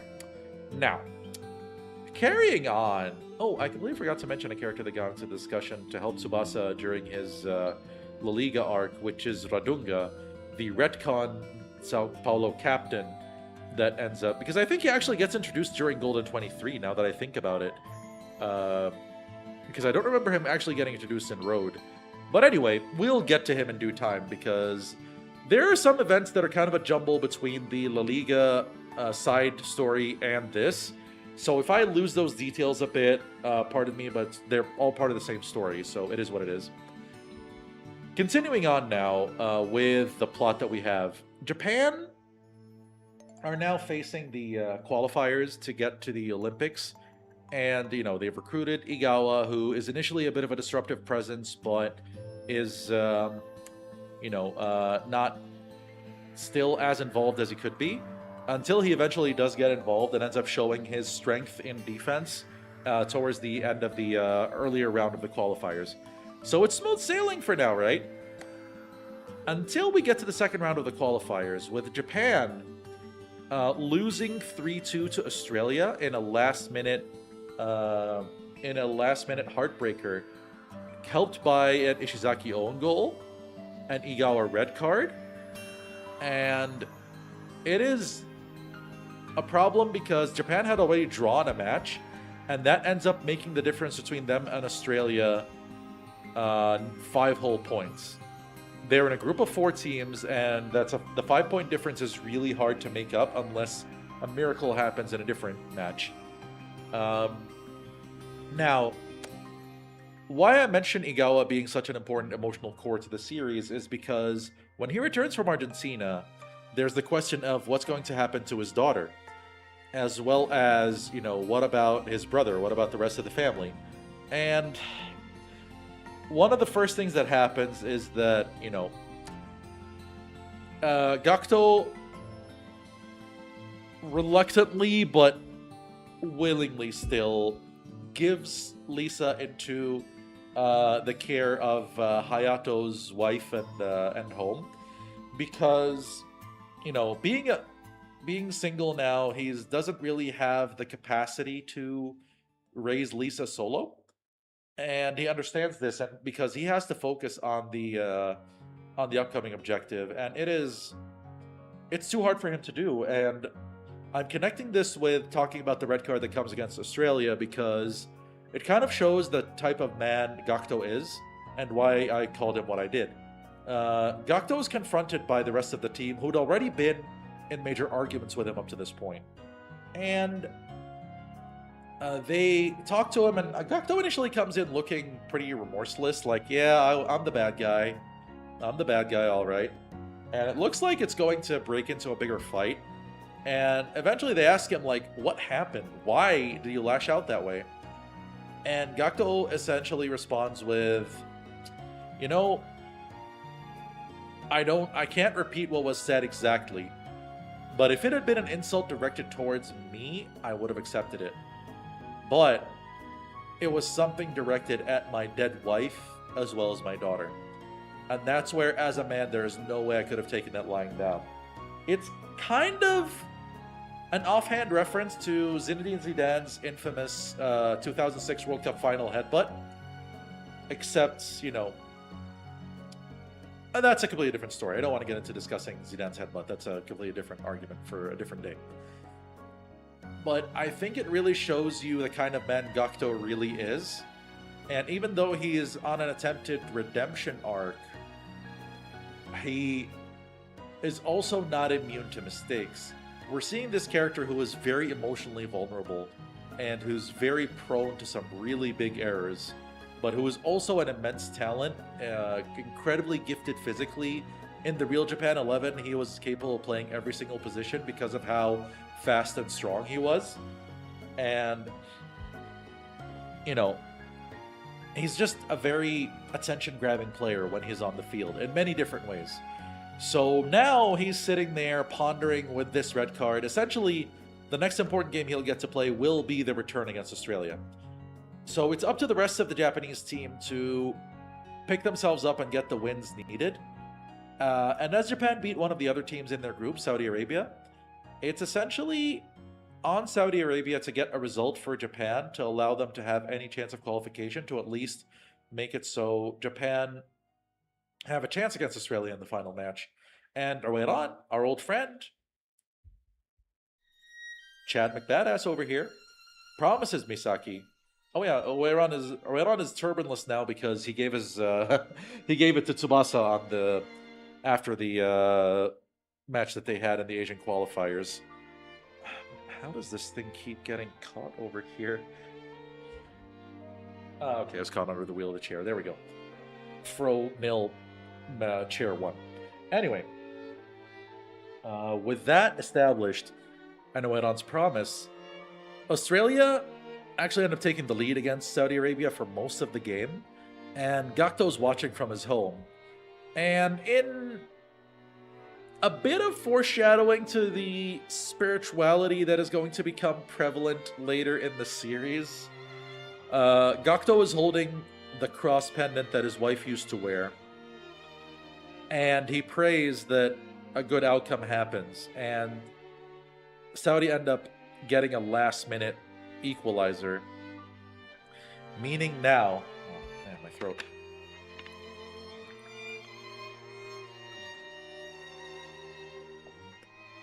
Meaning now that Japan, if they beat Australia with a difference of 3 goals at least, will qualify to the Olympics. Now, this is going to be the culmination of several plots, and also where I end up tiering several characters. And I'm going to try to resolve it as best as I can here. This is a match where, as I mentioned, Japan needs to be winning by at least 3 goals. And it's a knife-edge affair. It is one of the most tense matches you will ever see or read in the manga, and maybe, for me, the one that completes the top 3 of this series. So, Japan initially scored pretty quickly, twice, in fact. And part of what ends up happening with this, I don't remember the second goal very well. There's one goal that is scored through Ken and Nita doing one of the coolest combination shots ever, with a big background story to it. Nita had been literally training to jump through waterfalls for one of his shots, which is a bit over the top, but he and Ken end up doing a karate twin shot where Ken overheads a ball downwards and Nita hits it with a jumping volley. It is an awesome bit of choreography between these two, and it's really cool how it gives Nita, after he'd scored multiple goals throughout this arc, Nita gets some love in Golden 23. The thing is, a lot of those goals weren't scored in the big matches, so Nita didn't get to show off his big match play up until this point. But it's really cool for him, and being the big Nita fan that I am, I was glad to see this. But like we said, Ken never dribbles the ball, he just overheads it. And Japan go up 2-0, and things are looking great. But despite Australia's efforts to hold on to the ball as long as they could, their coach, who is potentially the only character on that team who should have been placed onto the tier list because of just how overbearing he is. But Japan don't manage to score before the end of the half, despite many efforts from Matsuyama, Misugi, and really everybody. And I think Takeshi was involved there somewhere. But the Australian coach celebrates this because now he feels like since Japan didn't get the third goal that puts them in the qualification spot, now their spirit could break. And Australia actually managed, through a swift counterattack, to score a goal. It's 2-1. It is now in just about as dire of a situation as it could possibly be. That is where things get really bad. Man. Martez, when you watch later, you're going to be so mad at me. Japan's first goal. And the reason and part of a reason that some previously tiered characters are where they are. So, beginning of Golden 23, right? I mentioned earlier that Kira had looked at the Tachibanas and said, "Oh, I might make them into a defensive midfielder duo." They come up to him before the match. "Coach, our thing is the Skylab. We're going to use it, but it's going to destroy your legs." "Yeah, we know." So it ends up with... So the goals now, I remember one by one. The Wakado Ryu goal was the second one. What ends up happening with the first one is that they basically tell him, "We're going to use a Skylab at our full strength, but our legs will basically be shot after that. So you need to have Nita and Wakashimazu ready to come on right after." Because the match started with the Tachibanas up top. And initially the setup for it is shown to be incredibly emotional, right? Misaki is refusing to play the cross to them. He keeps going that, "I'm too kind to do this," until the Tachibanas are like, "Fuck right out of here with that. We can do this." And indeed, Misaki finally gives them what they've been looking for. They do the Skylab, their legs are both gone, and immediately they're substituted off. I want to like this, and emotionally, it fits with this match very well. I want to like it more than I do. But, again, it is Tachibanas show up, do Skylab, get injured, get forgotten. They have done this multiple times over and over in the story, and it is just ridiculous. They got injured in World Youth by attempting Skylabs and getting slammed out of the air. They got injured again in World Youth during the Asian qualifiers by doing Skylabs over each half. They got injured in Junior Youth doing a twin Skylab. They get injured here in Golden 23 by going for a Skylab together, and they just get written out. There is zero anything new to the Tachibanas that ever happens other than them and it doesn't even count. It's just them doing the Skylab and getting injured. They just show up as stunt monkeys. And it is really annoying because they could have been so much more.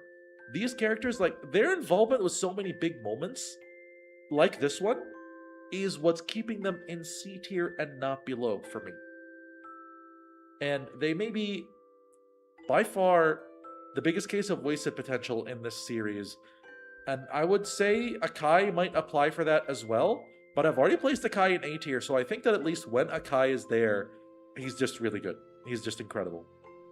So there's the Tachibanas. And the second goal with the Wakado Ryu goal, Australia score. Now is where things start to get really dangerous for Japan. And Gakto is on the field, and he's feeling the weight of his mistake in the first game, right? And it's starting to get really tough. Australia start to attack, and it's starting to look really bleak until Gakto goes, "We're not done. This is not over yet." And Gakto does a big clearing header, sends it out to Misaki, who ends up building up a big counterattack for Japan there, and ends up playing the big cross to Igawa to score a header. And that puts Japan back in the position where one more goal wins them that qualifying slot. And if you want, when Takahashi plays out a redemption arc right, and plays it out in the best way possible, it is this one right here. Gakto Igawa may barely matter after this, and that's why he is also one of the characters who are going to get tiered in just a couple minutes here. But my god, through the time he's available in Golden 23, he is a gem of a character. And I truly feel a lot of his struggles as a father, as a married man, in many ways, and also just someone who's relied on to be the one who gets others sometimes out of tough situations, right? And Gakto owns up to that responsibility, and that is so huge. Obviously, though, the main character of this arc, truly, when you examine it towards the end, is Misaki.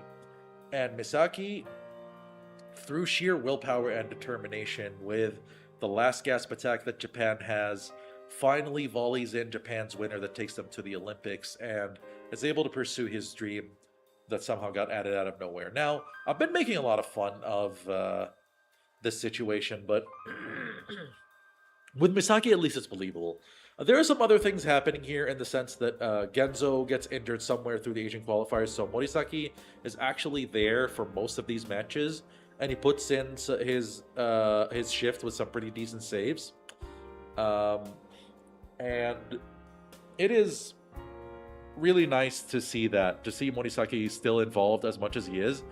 And he still has another involvement left, and it's why I haven't tiered him yet. But yeah, now on the flip side, I mentioned that Tsubasa gets his some progress happening through La Liga at this time. And if I'm not mistaken, I want to say it's during this arc where we discover where Sanae delivers to Tsubasa the big news that he wasn't expecting. She makes us a surprise doctor's visit. This also might have happened in the Liga side story, but I've already started on it. I'm not going to stop now because wherever it happened isn't really relevant. Sanae breaks the news to Tsubasa that she's pregnant. So, yeah. Tsubasa's going to be a father at the age of about 20. But it's wholesome. It's a wholesome moment between the two of them. And the way he picks her up to celebrate the news and just be happy about it is a very human moment for a character who's been accused of his humanity disappearing as the series went on. Especially with, you might be surprised that I haven't talked too much about the technique copying stuff that Tsubasa does when he copied the Santana turn. I have been mentioning it in passing, but I'm leaving the big mentions of it for later in the series because I think it's in Rising Sun where it gets to its worst, and I'll discuss it more there. Now, with the Japan team making it to the Olympics, we have the closeout of this arc foreshadowing what's going to be coming in the upcoming stories, which is the continuation of the league stories for Hyuga and Aoi in Italy, and then Tsubasa in Spain. So we'll take the first of those up front, which is the Gekitohen in Calcio. It basically covers the story of Hyuga. Oh, before we do that, let's tier the characters that I said I was going to tier.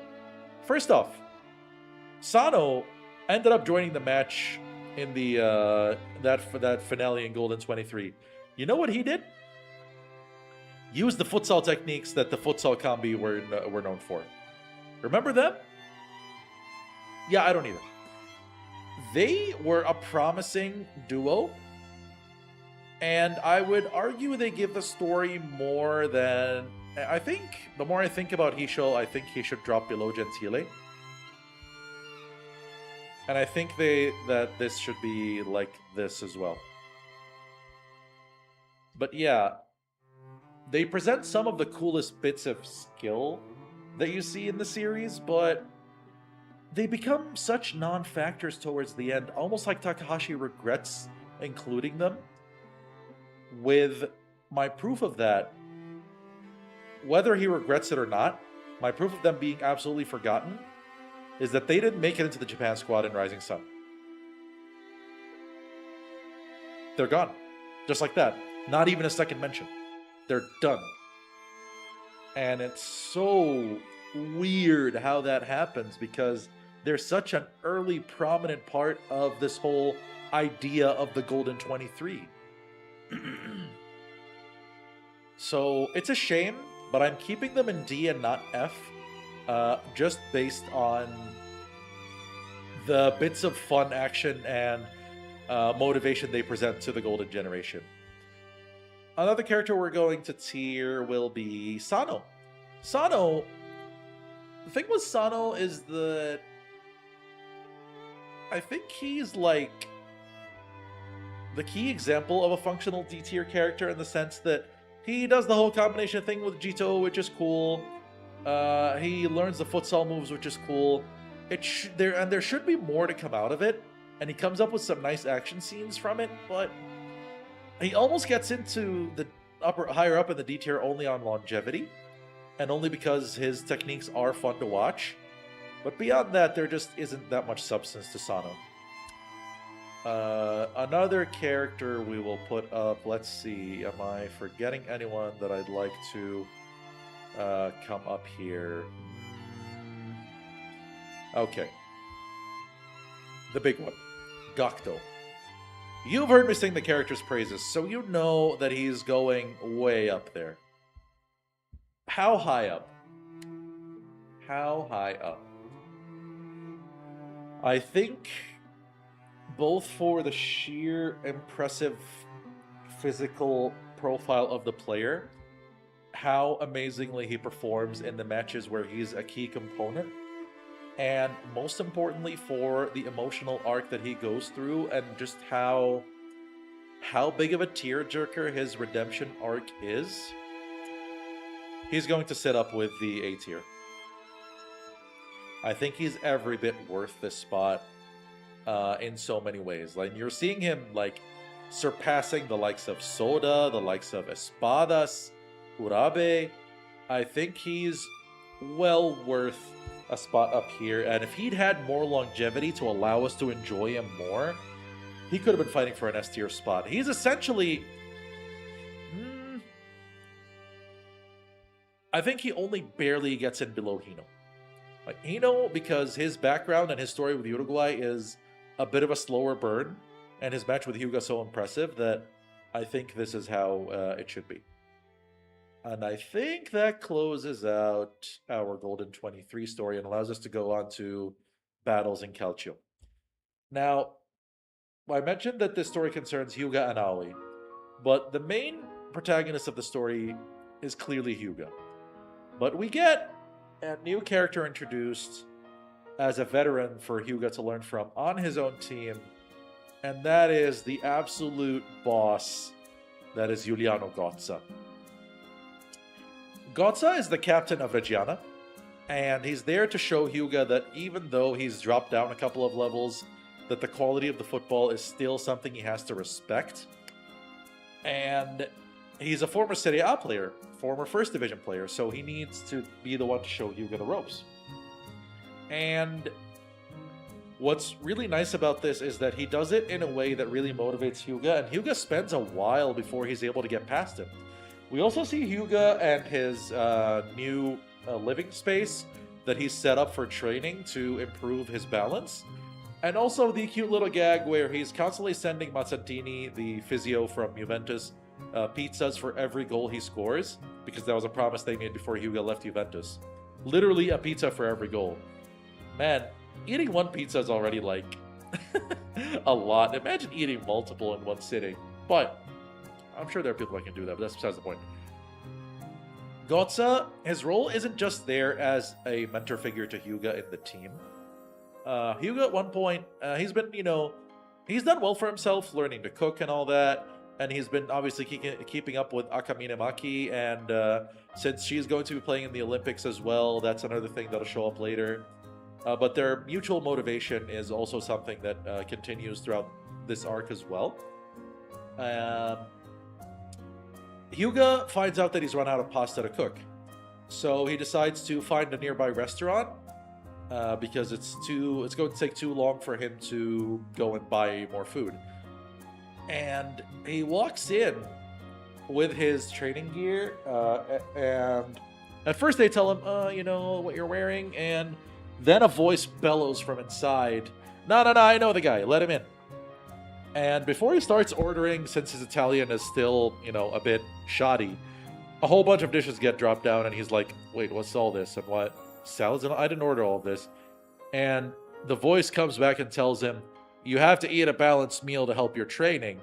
Otherwise, you're not going to improve. And the chef that's been dropping those dishes is Gozza.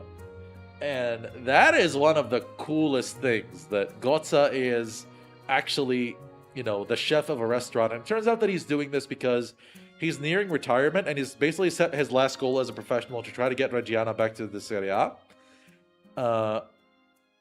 But it's another reason that I'm going to keep bigging up this character, because he is just such a cool character.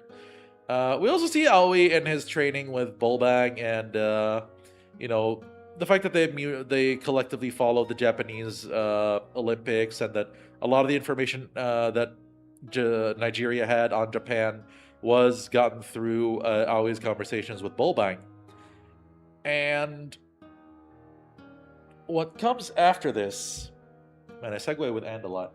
What comes after this is that, we start building up to a big finale for the Serie C 1. Also, it turns out, I forgot to say that Hyuga's coach in Reggiana is none other than Matilda Genosuke, the same guy who coached Hino in Uruguay. And that's a pretty cool tie to Hino. Alright, just a second, guys.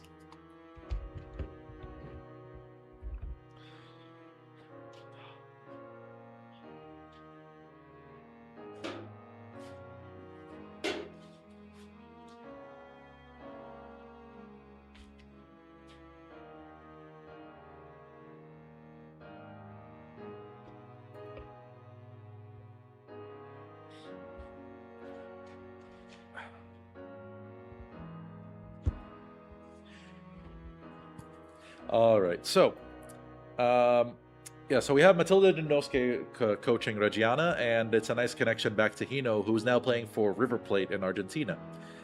And really, a lot of stuff happens. Part of it being that Akamine tries to go and visit Hyuga, and she's not able to find him, but she leaves him a new little knit charm, Hyuga-shaped charm in the Reggiana colors. And it's a really touching moment between these two. Again, just this, it just keeps winning how the way these two interact. Maybe I should have put Akamine on the list. Anyway, so we're building up to the big thing, because this is a short arc, so it's essentially a one-match arc of Hyuga taking on Aoi at the end.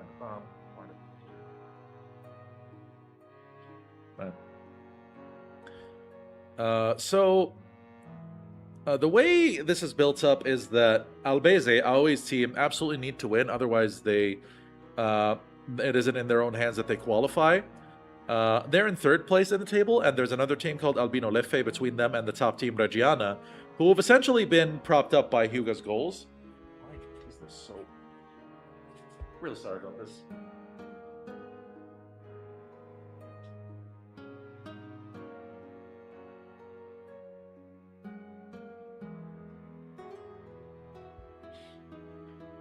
Anyway, so it's a match basically between the cores of each teams, Hyuga and Gotza for Reggiana, and Aoi and Bolbang for Albese. And initially, Hyuga's kind of running the show. Like, he has become such a composed star player that he ends up helping Reggiana get a 2-goal lead. But Aoi and Bolbang, with their unique brand of teamwork, using Bolbang's height and Aoi's guts and speed, end up finding a way to bring Albese back into it. So, and at this point, the news comes in that Albino Leffe are winning, and that means that Albese need to score one more to guarantee their place and drop Reggiana out. But Hyuga comes up with an absolute gem of a play. And as he approaches Aoi, and it looks like he's going to go through with the typical straight line dribble, he does a step over into a side step, which Hyuga had done feints before. This is not the first time, but he does it with such complete control, and he ends up continuing towards goal to score the winner. And it is such a great moment for Hyuga achieving this and really showing his growth as a player, as a professional, and with Gotza by his side. But the news also trickles in that the news of Albino Leffe scoring was false and that their opponents had scored. So that meant that with the goal difference shifting in Albese's favor, that they were going to go up to the Serie B alongside Reggiana. So it's a big celebration. Everybody's happy, and nobody gets to go home sad. Yeah.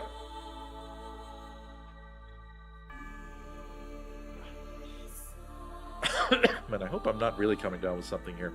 Anyway, but yeah, it's a really good match between these two. Another contender for top 3 of the entire series. Not for its details, but for its emotional impact and what it says about all the players involved, especially Hyuga.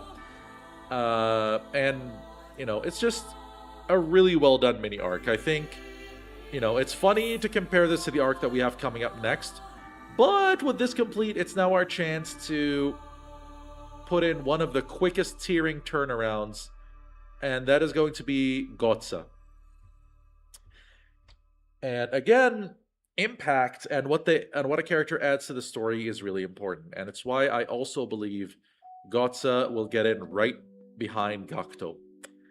Gotza, because of the weight of his professionalism and his oath to Reggiana to get them to the Serie A, and his mentoring role for Hyuga, I think that all of this, and also the whole chef angle, just adds many badass points to him.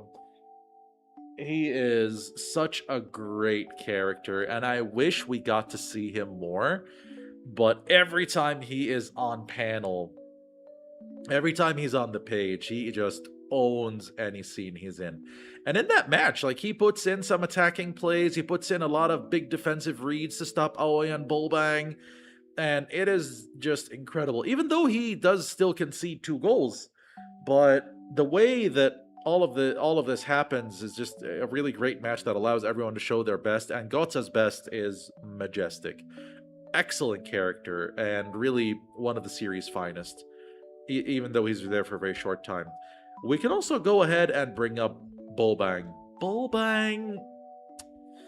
Bolbang is a bit of a weird case, because he's an extremely cheerful soul, and the way he's involved with Aoi especially, and that relationship is really cool. They kind of just feed off each other really well.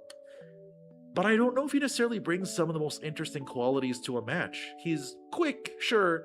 He's tall, he hits headers, he can play in just about any position. But I don't think he does all that much that is amazing in terms of action. And yet, I think he at least gives the story more than Levin. I think he is a more interesting character than Levin. I think he has more to offer. Could I put him above Pepe? Pepe does have his involvement with the J-League, and he's still around in Rising Sun, though not in the most effective way. No, I think I'll keep him here. So Bolbang's alright. He's a perfectly good... he's a perfectly average character. He's just fine. And I don't think he goes any higher or lower than just saying that he's fine. So that's why he's going to sit in our fairly crowded C tier. Towards the top of it, at least. Is there anyone else that can get tiered right now?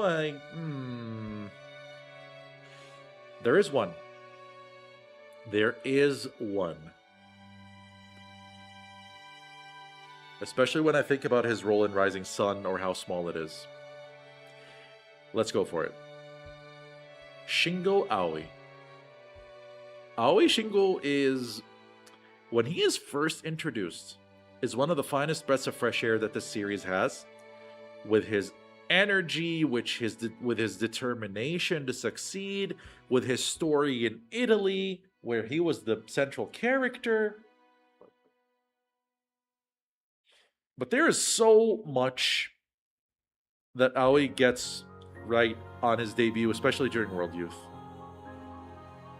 The thing is, I think that past the Uruguay match, Aoi's role in the midfield is a bit diminished.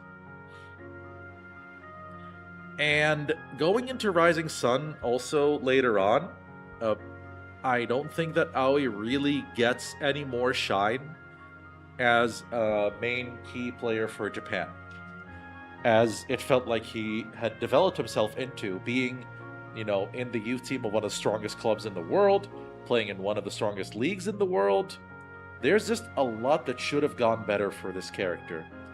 And he feels like he didn't fully get the spotlight that he should have. He has his immense energy. He has great acrobatics. He is obviously his chokok feint is always there. So, all that being said, I still think that what he added and the spurt of energy that he gave Japan at least merits putting him here. That his contribution to World Youth is that good. And for longevity, at least, for how long he contributes, I will place him above Akai and below Gamo. Yeah, that feels fair. That feels fair. That finishes the Calcio arc. Oh, that took a bit longer than I anticipated, but yeah, we're still okay. Then we get the La Liga arc. His Chokok feint indeed. I would like to talk more about Chokok feint compared to what I need to talk about now. The La Liga arc, the La Liga side story that is actually a main story, involves basically Tsubasa's fight for the rest of La Liga, but it also introduces a character outside the field who is going to have a profound effect on most of what we talk about throughout what's left of the story.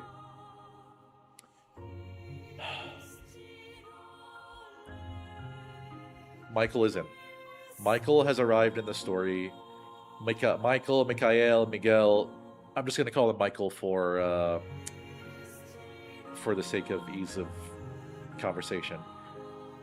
This character shows up from the first scene he appears in. You know that something in how this story is being told is about to change. Because first thing they do is that they show a Segway, an actual Segway with like a security guard riding it. Then this guy comes in, literally standing on top of a ball that is rolling forward, doing a Segway dribble. Sure, we can understand some form of ridiculous techniques in this world. But there's a point where also a bunch of other stuff happens. One of the things that happens is that a child looks like they're going to get into an accident. But we don't know that because the story is telling us. We know this because this guy, a child passing through the street, going to cause a major pileup. Such a shame. I should do something. And he uses his ball, as I remember, I think, to kick towards the child to get them off the street. I don't remember exactly what he does. Makes a car swerve out the way. But the point is that he does that, saves the child off the road, and then... Oh, is that... Oh man, my hiragana's rusty as hell. Is that Maikuru? Anyway. Well, the thing is, when he leaves, the child he saved finds a literal feather on the ground. This is not metaphorical. This is not some kind of thing where only children can see it. This is real in this world. He dropped a feather. And he's clearly not wearing a down coat or a big feather scarf or anything of the sort. Boys just dropping feathers. He just drops feathers. Mikael. Oh, so Mikael it is then. Alright. So I guess they were going for a more phonetic pronunciation with his name. Alright, Mikael it is. So, he's around because he's trying to get back in touch with football, because as we find out, in that he used to play when he was younger, but something happened that kind of made him think that it's a sin to continue, and he is involved in, I want to say, the Catholic Church, and was raised by a priest there called Bishop Juanito. In parallel to all this, we also know that Tsubasa is going through a lot of his other matches, and he gives Sanae the pregnant celebration of tucking the ball underneath his t-shirt. So all's going well for Tsubasa. And they even have a match against Deportivo La Coruña, which is led by his old captain Radunga, and he wins that. They face Santana, where Santana scores some absolutely beautiful goals, and also he scores one incredible goal and makes another really creative assist by employing his Santana turn as a pass to assist Pablo Aimar. So that when I decided. Oh god, I'm so sorry, Abdullah. I am so sorry for you that is what happened, brother. Like, that is just so unfortunate. But yeah. So yeah, there's a lot going on. Mikhail does meet Sanae at some point, and he actually exposes one fact before it's time. And he looks at Sanae and says that he sees two angels floating behind her. And he gives her a cross for divine protection. Remember the spirituality thing I mentioned before. And as he leaves, another feather gets dropped. He also runs into Tsubasa, running up the steps to a nearby church. And as that happens, he's just outrunning Tsubasa effortlessly. And when they meet up at the top of the stairs, Tsubasa asks him, like, what kind of athletic stuff do you do? And Michael says, oh, I used to play a bit of football. And again, as Michael escapes that conversation, he drops another feather. So we have had two confirmed instances of adults finding these feathers. And the thing is, like, I'm not giving as much focus to the matches because introducing this character seems to be the focus of this arc. It really does. And I don't fully understand why. Now, on the flip side, we do get a couple of cool mini character arcs that happen. And one of them involves our big friend Gordoba Gonzalez. It turns out that Gordo was basically considering retirement at the end of this season, but he wants to help Barcelona win a Liga title before that happens. And Tsubasa end up, by sheer coincidence, at the restaurant where Gordo was proposing to his girlfriend, and basically that he's going to marry her at the end of the season when he retires. And he'd been getting made fun of by his teammates, like, oh, you're ugly, there is no way you could have a girl. So it's that kind of thing. But it's essentially used as a way to transition from Gonzalez giving his spot to the younger Tsubasa version of Carlos Puyol. And there's also a match where it seems that Barcelona are in deep trouble, and Gonzalez takes a big head injury, but he ends up playing a key part in Barcelona being able to make the match back by scoring a twin shot where he volleys and Tsubasa overheads. And then Tsubasa exposes to everyone that he has a girlfriend, and everybody gets to laugh. So it's cute. It's a nice moment for Gonzalez, and he kisses the ring and, gives the sign to the girlfriend, and she tells him, we're all Barcelona fans, so you better win this. But of course, the big match that this is all leading up to is Real Madrid versus Barcelona, and I said it in that order on purpose because this time they're playing in Madrid. And it's where Rafael is basically coming back from injury, so he and Tsubasa are going to face what's called the White Wall, which is Madrid being at their home. And I don't like this match. I think it's where Takahashi's match choreography starts to escape him a bit. A lot of incidents are basically Tsubasa does something super dangerous and looks like he's going to score. Natureza stops it. Natureza does something super dangerous. It looks like Tsubasa is going to score, or it looks like Natureza is going to score, and Tsubasa stops it. And this goes on and on and on throughout this match. You get a couple of moments like Natureza kicking a twin free kick with Roberto Carlos, which he did before. You get Tsubasa helping with a last gasp equalizer. You get with a whole bunch of stuff. Probably the biggest moment for Natureza in this match is getting Tsubasa back for the 2-time overhead that he did in World Youth by doing a 3-touch overhead where they clash with overheads twice. And rivals, yes, they are rivals, and they're rivals indeed. Actually, I'm not entirely sure what you mean by that, but which part exactly. But yeah, it just ends up being like that.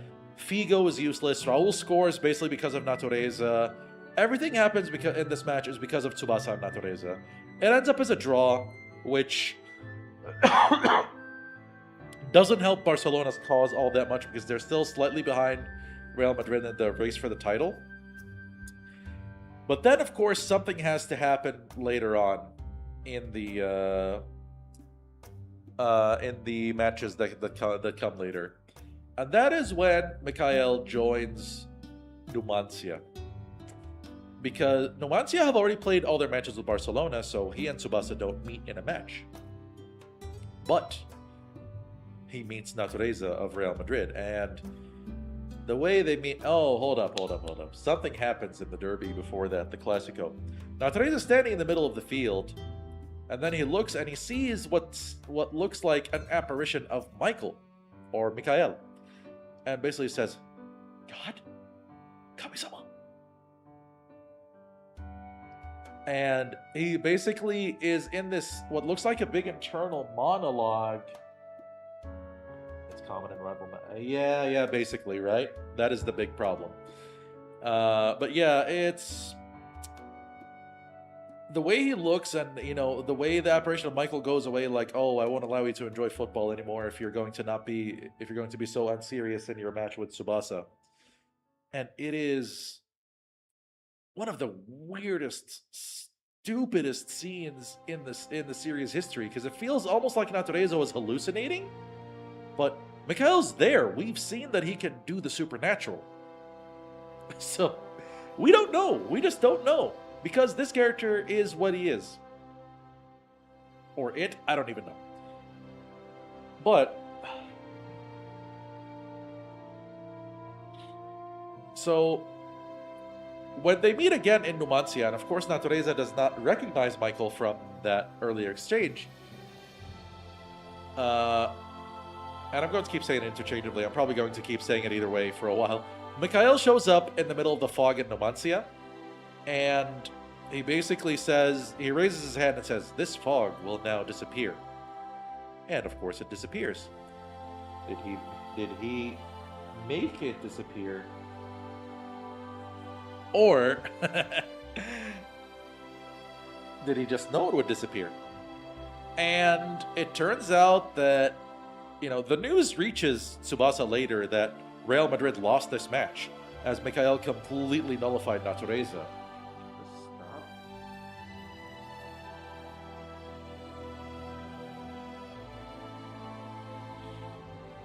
Right.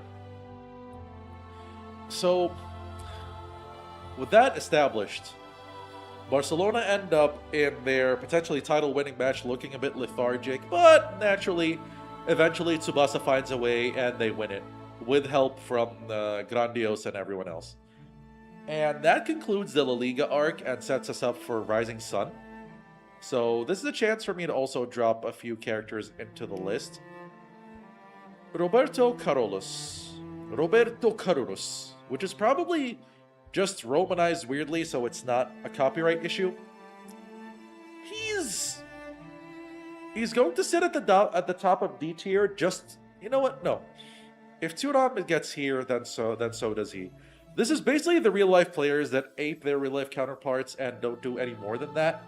He's probably the most involved of the real life players, so I think I at least put him above Leo, because he's kind of used as this example to Natureza that turns out to be flipped on its head when he says, "Oh, I used to run 20 kilometers to go to school every day." And Natureza's like, "Oh, I mean, you're lucky. You're pretty close. I used to run 30. So yeah. Although we start And he's also a victim of Tsubasa's copying, because the little steppy steps that Roberto Carlos was famous for before doing free kicks are copied by Tsubasa. And he does it by, hey, look at me copy the ability, I'm hilarious. But it gets much worse, and we'll get to that. So that's it for him. Grandios is another one of those perfectly serviceable D-tier characters. He helps Tsubasa and Revoul a lot in controlling matches, and he's also involved in the big bust-ups that happen really early on when Barcelona are having a lot of trouble, and he has to be a captain to bring them out of it. But he's just not that interesting, so he doesn't get to do any more than that. Gonzalez, though, I like him a lot, actually. I think his whole story arc with his fiance and such was good. He is also, by far, out of that initial Barcelona trio, the most emotionally involved in the story. And he's pretty much in the La Liga race start to finish. So I think he merits being right below Izawa and above Pepe, and with a tier separation from Pepe. There's also Blueno, who we will see a bit in Rising Sun, but who doesn't become that much different. And I think he gets to sit at the top of C tier because of his involvement with Revaul, the kind of things... No, I'm going to revise that. He can go right here. I think he presents more interesting aspects than Ochado and Thoram do as a character. His rivalry with Revaul is pretty cool. He's a good captain, but he's not much more than that. He's a little bit more interesting than Grandios because he's a very physically imposing player, and he is the voice of the Real Madrid locker room. He is the leader of that team. He's just not as fun as the rest. So, I think that sorts it for this player. Yeah, we also, Rafael is introduced somewhere in here. We'll say more about him. But yeah, that's pretty much the La Liga arc completed. And this is where we get to the longest ongoing per chapter count series in Tsubasa, partially because I'm counting Rising Sun and Rising Sun Finals as one arc. And it's the Olympic tournament proper. By this point, we've confirmed that Barcelona have won La Liga. Reggiana and... why does this keep happening? Really sorry, guys. I don't mean to keep doing this, but... my nose is just not cooperating with me right now. Alright. Really sorry about that. So, as we get started on Rising Sun, the Japanese team is all put together, right? Minus Futsal Combi, as I mentioned. And they added Soga, who I mentioned in passing earlier, as that last member of the Real Japan 11. And there's a whole bunch of prep that goes in, but we might as well just go into the meat of the story, which is the tournament itself, which is taking place in Madrid. We've established Spain as the hosts, with Michael as their main star, as well as a bunch of other players that we've seen in bits and pieces here, like Grandios, Blueno, Rafael, Calusius, and so on. So we see that a lot of the players have come in, again, with Japan having a big bullseye on its back due to their World Youth and Junior Youth history. And we get a grouping for Japan that is very interesting. The first match that they get is against the Netherlands, led by Brian Cryford. And this is really interesting because it feels like it's Takahashi trying to make up for the semifinal that never happened. Oh, I forgot to tier Hayato. Let's see. Hayato. Hayato can go here. Big family man, helps his brother. Interesting character, plays one good match. He's good when he's there. Isn't spectacular. Alright, back to Rising Sun. With what happens here in the Netherlands match, we start to see some of the issues that I think Takahashi started having with his match choreography. Brian and Tsubasa are essentially the main stars, although Japan do get some more action out of the likes of Hyuga, Misaki, and whatnot. There was a friendly with Mexico beforehand, but honestly, it's just not very important. It's just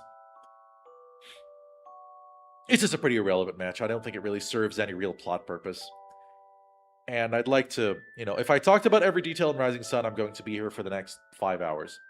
So, this match, there are some techniques that Brian does.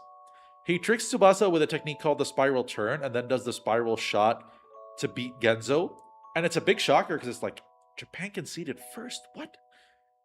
Then Japan just decide to mollywop these guys. It is almost unfunny how one-sided this match is. Dolman is in goal, who was supposed to be a big shot goalkeeper. He doesn't matter. Edgar Davids is there. Davi. He doesn't matter. He just kind of fights off some tackles.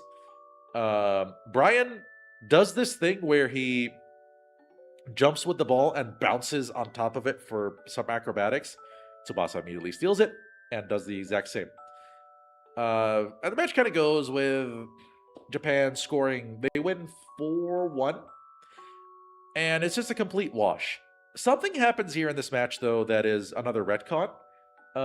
Brian is supposedly inspired, based on Rising Sun, by his older brother who died in a major car accident. But this element was never there before. The inspiration for them used to be the coach that was analogous to real-life Rinus Michels, who essentially, alongside Johan Cruyff, invented perfect football, but now it's the brother. So either way, there's somebody died to inspire the whole Netherlands team to do jack shit, but it is what it is. Unfortunately, this match is just very uninspired. The goals are just okay, not much really happens that is worth considering, other than Holland just getting destroyed after talking such a big game. The next match is a return to facing Argentina and Diaz.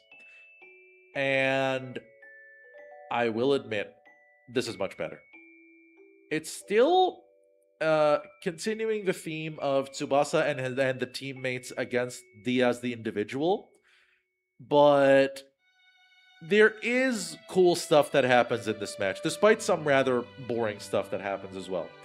Now, I mentioned earlier, guess who Diaz is supposed to be a reference to? Let's add some more details to that. Diaz was in Boca Juniors. He's supposed to join Napoli. What? Did I not say total football? Did I say perfect? Sorry, I might have thought of something and said something else. I meant to say total football. It was total football in my head. I might have blurted out something else. Anyway, with Diaz, he's playing for Boca Juniors. He's supposed to join Napoli when this tournament is over. And 2 of the goals that he scores in this match are a cheating handball that hides behind a header and an absolutely crazy individual goal where he basically beats the whole Japan team solo and lobs Genzo with a back heel.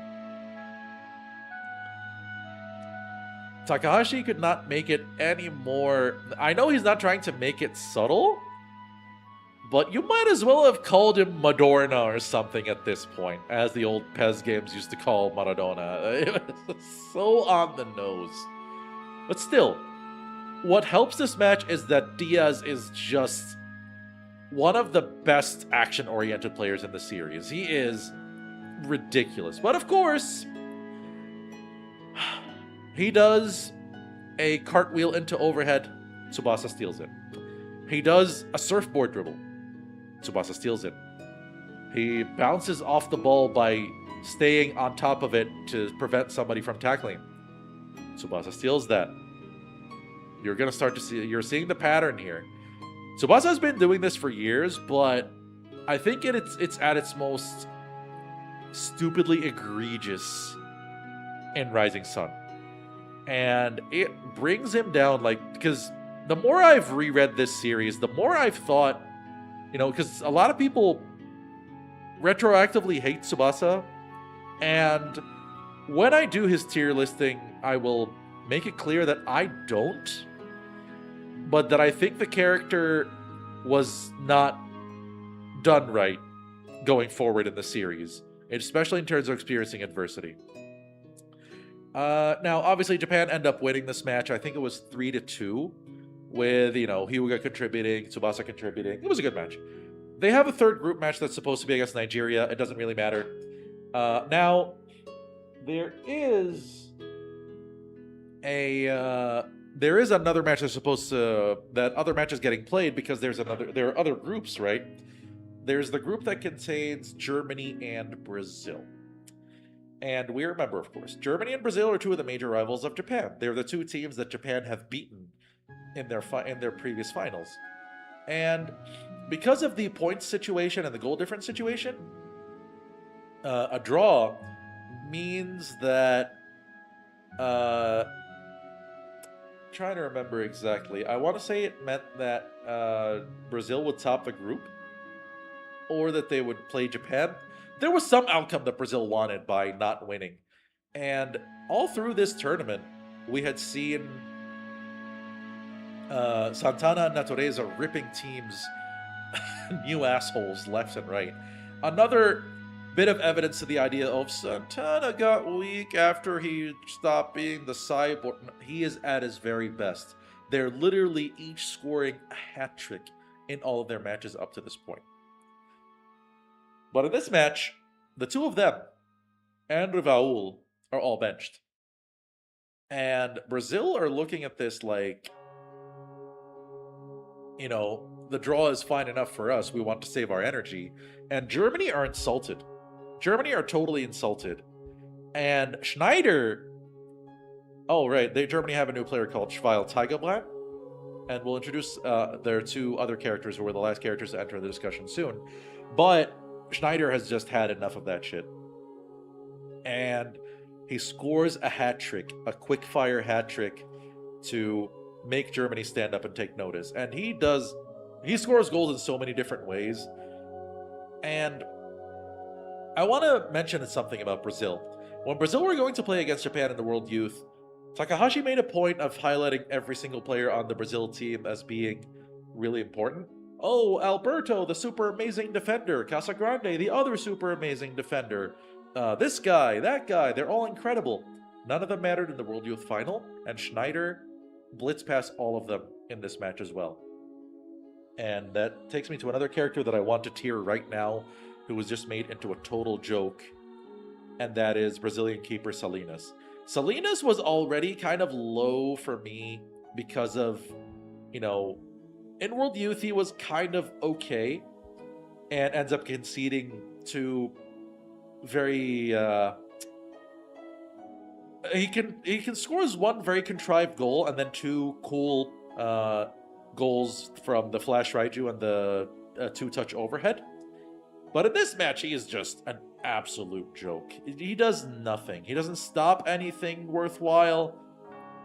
He's just pretty much irrelevant. And based on his sample of matches, him being a really uninteresting character and essentially being just free goals, Salinas is going to go here. He was already a character who didn't earn any kind of station as a top player because there was zero build-up to his inclusion in the World Youth Finals. He comes into this and is just a complete and utter liability to his team. I'm just trying to find ways without saying joke, I'm just trying to find different words. And it's absolutely absurd just how worthless he is. Now, with Germany leading 3-0, Brazil are sitting there going, you know what? I don't think we like this. So Radunga, who's also there, essentially says, we're going to let our captain decide. Rivaul, you tell us what to do. So they end up deciding to eventually enter Santana and Natureza into the match. Mueller, up to this point, had been having a bit of a field day, not really worrying about anything. But with Santana and Natureza coming in, this equation has changed. And with Rivaul coming in later, Brazil start to gather momentum. And they're able to score one, and then they're able to score the other with Natureza doing his chip shot volley over Mueller's head, which completely bamboozles him. And this is where things get really dire for Brazil.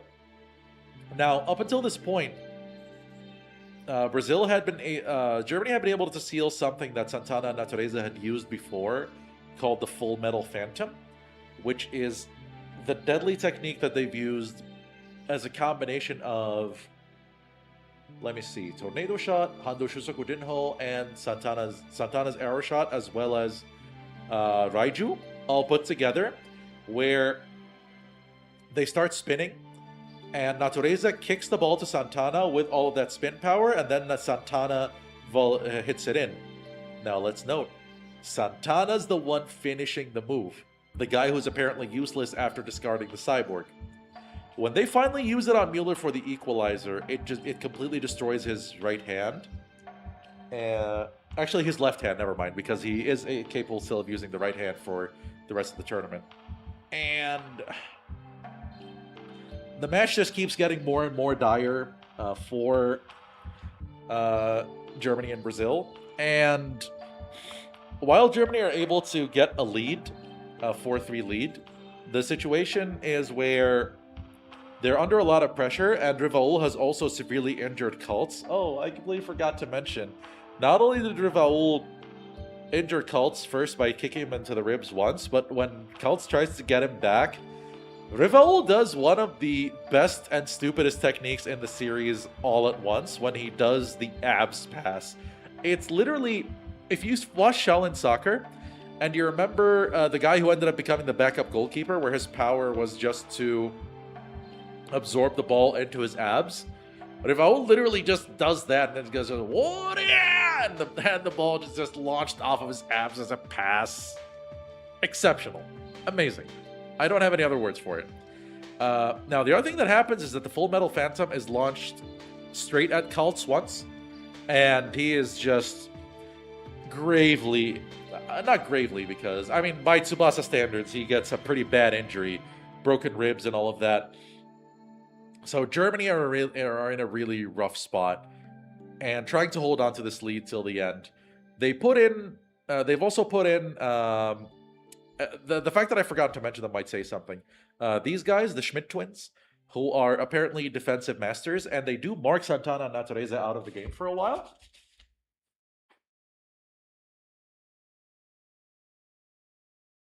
Sorry about that. But and while they're able to stop them for quite some time, oh wow, this music is finishing way faster than I'm anticipating. All right, we'll put on this because this will definitely be enough.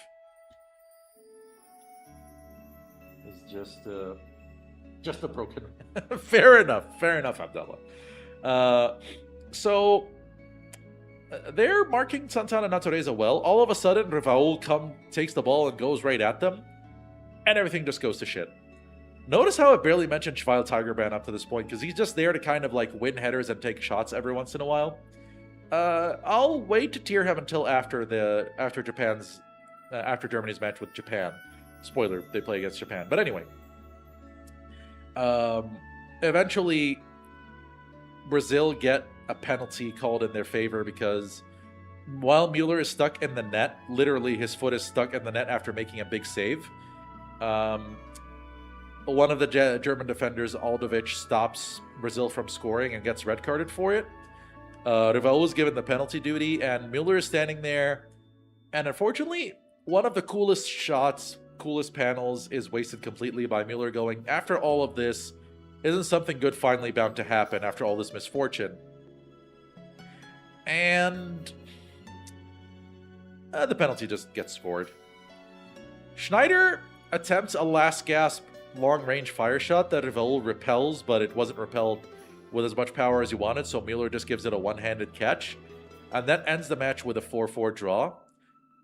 And to be 100% honest, I think this match did Germany very few favors. And the reason is Brazil played under strength for all of the first half, allowing Germany a 3-goal lead. As soon as Brazil played with their full strength, it was essentially a 4-1 win to them, with Germany barely getting a look in. And I think it's just a really bad look for that team. Now, with this, there are some characters that I think are ready to be tiered. I will wait on Schneider and Kultz for a bit later, but I'll go ahead and just put the Schmidt twins somewhere in the D tier. They are conceptually really cool, and their cooperative defensive play is really nice, but it just gets eventually forgotten, just like them. Then we have Brian, who is one of the most unfortunate players in this entire series. He's a background character in the Netherlands one-shot.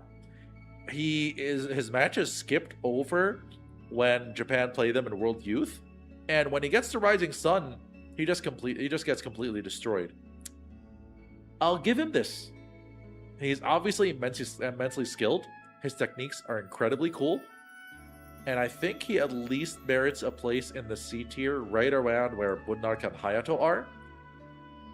He's a character that by all rights should have been at least up here with Pierre, but I think Pierre is more impactful in the one match he plays, and also because Pierre gets a lot of build-up to his rivalry with Misaki, as opposed to Brian just kind of being another, oh, I must defeat Tsubasa in the midfield kind of guy. So that's immensely unfortunate. Radunga is interesting in the sense that as Tsubasa's former captain, he shares a unique bond with him that very few other players have. And his whole idea of being, you know, a bit of a teetotaler, doesn't drink alcohol, not really into the whole party lifestyle of Brazil, being a determined captain, but also showing a snide side and, you know, trying to fix the result of Brazil versus Germany. He's, again, just, I can't find any way to place him higher than C tier. I think he's a bit more interesting than Leo. To Brian, is that mysterious? Yeah. I've heard a lot about Brian in the Captain Tsubasa J game. There's also that version, that game's Gentile, who was apparently like a crazy good attacker and the ultimate antagonist of the game. So funny how things change. But yeah, there goes Brian. There's also Diaz. This character feels incredibly difficult to place. I'm just going to put him here while I talk about what I think I'm going to do with him. He is, as a pure talent, he might be the best player in the whole series outside of the very best ones like Tsubasa, Natureza, and Mikhail.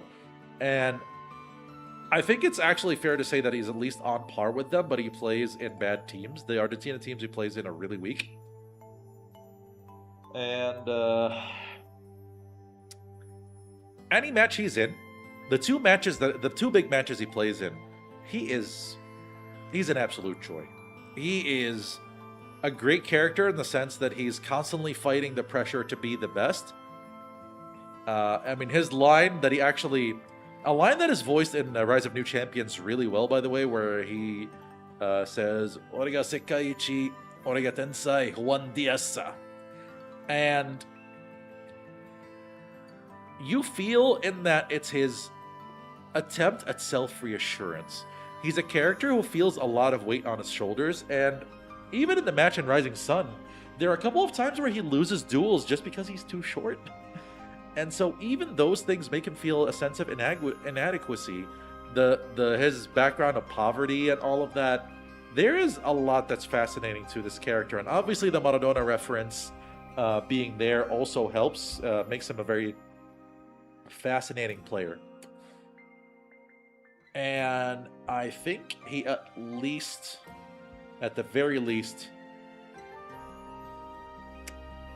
should he go? Okay, he will be in the A tier, but how high does he go? I think the Gamo's role in building the World Youth team is too strong. So is Aoi's role and his Italy story, and obviously Roberto's mentorship. So I think Diaz goes here. He's a character that maybe deserved more out of the matches that he played, but what we got out of him was beautiful. And that's how he earns his spot. Now, this is also the last time we see any of the Brazilians play up to this point in any serious matches. So, this is the time for us to tier the Brazilians. And this is going to be a bit of a tough one. So, I'll start with Natureza, since he's the later introduction. And I'll put him just as a placeholder here till I go through my reasoning of where he might end up. I think Natureza's introduction is in World Youth, based on what he was supposed to be, didn't hit as strongly as it should have.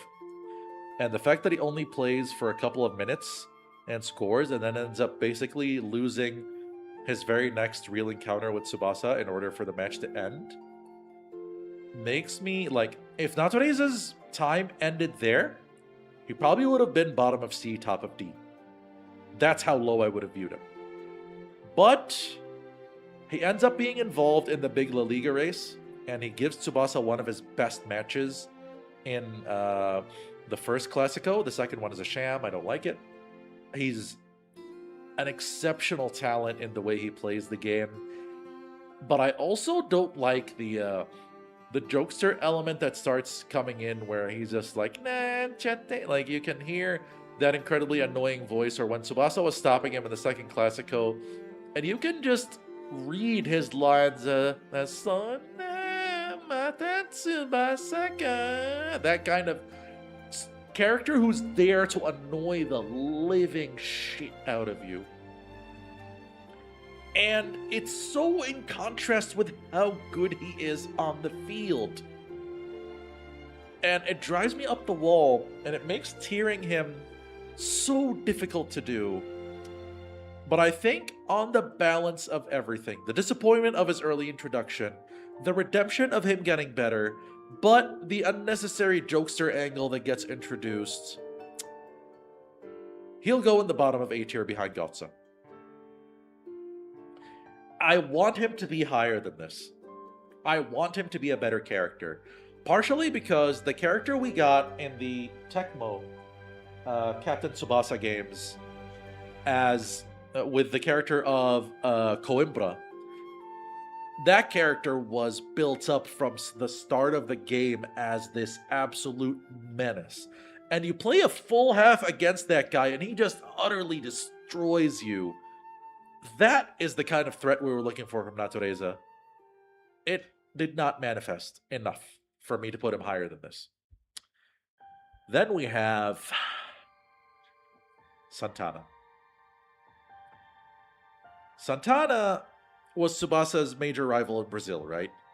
And he basically has two major arcs. The cyborg and the man who recovered after finding his mother and, rediscovering his life and rediscovering his love of football. Santana is one of the most technically fascinating players, and I think he hits that upper limit of believability when you suspend your disbelief for techniques in Captain Tsubasa. He's an incredibly badass player. His look, both before and after the cyborg phase, is great. He has a lot of the best techniques, and he constantly plays in teams that aren't as good as he is other than Brazil. And he just has so much to give to the story on both an emotional level and in matches, and has been involved with some of the low-key, more entertaining matches in the series, including the ones he plays for Valencia, where even if the matches themselves aren't necessarily amazing, he is. I find myself with very little that's bad to say about this character. If anything, there's a tough decision here. He's not under Natureza. He is not under Natureza. This is where I have to decide how special the S tier has to be. Because this is the first character where I'm truly considering that tier.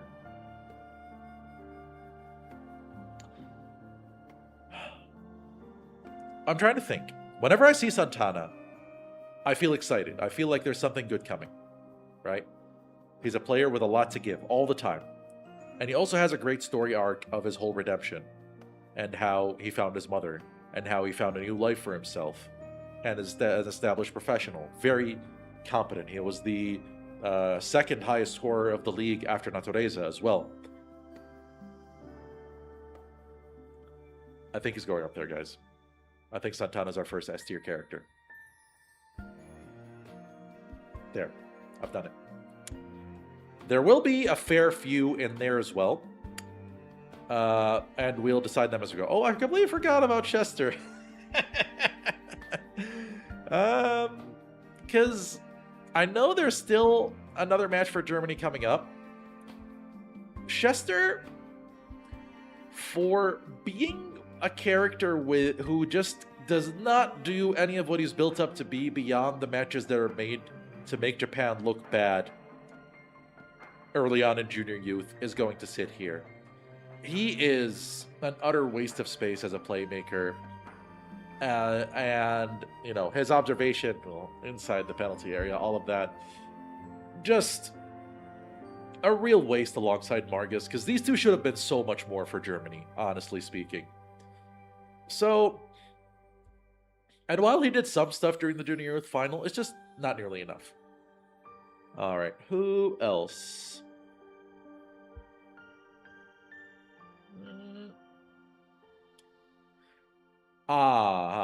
This guy. See, even in the Germany match, where Rivaul showed his artistic side, he also showed that killer Rivaul side and he also attempted during the La Liga arc, I forgot to mention that he attempted an actual straight up Macho Man Randy Savage elbow drop onto Natureza. And like, straight up, I was waiting for him to go, oh yeah, I done dropped the elbow on him off the top rope. I was waiting for him to go like, it was... The killer Rivaul side is... It brings down the character so damn much. It sucks because he's such a good mentor to Tsubasa on how to be a superstar player.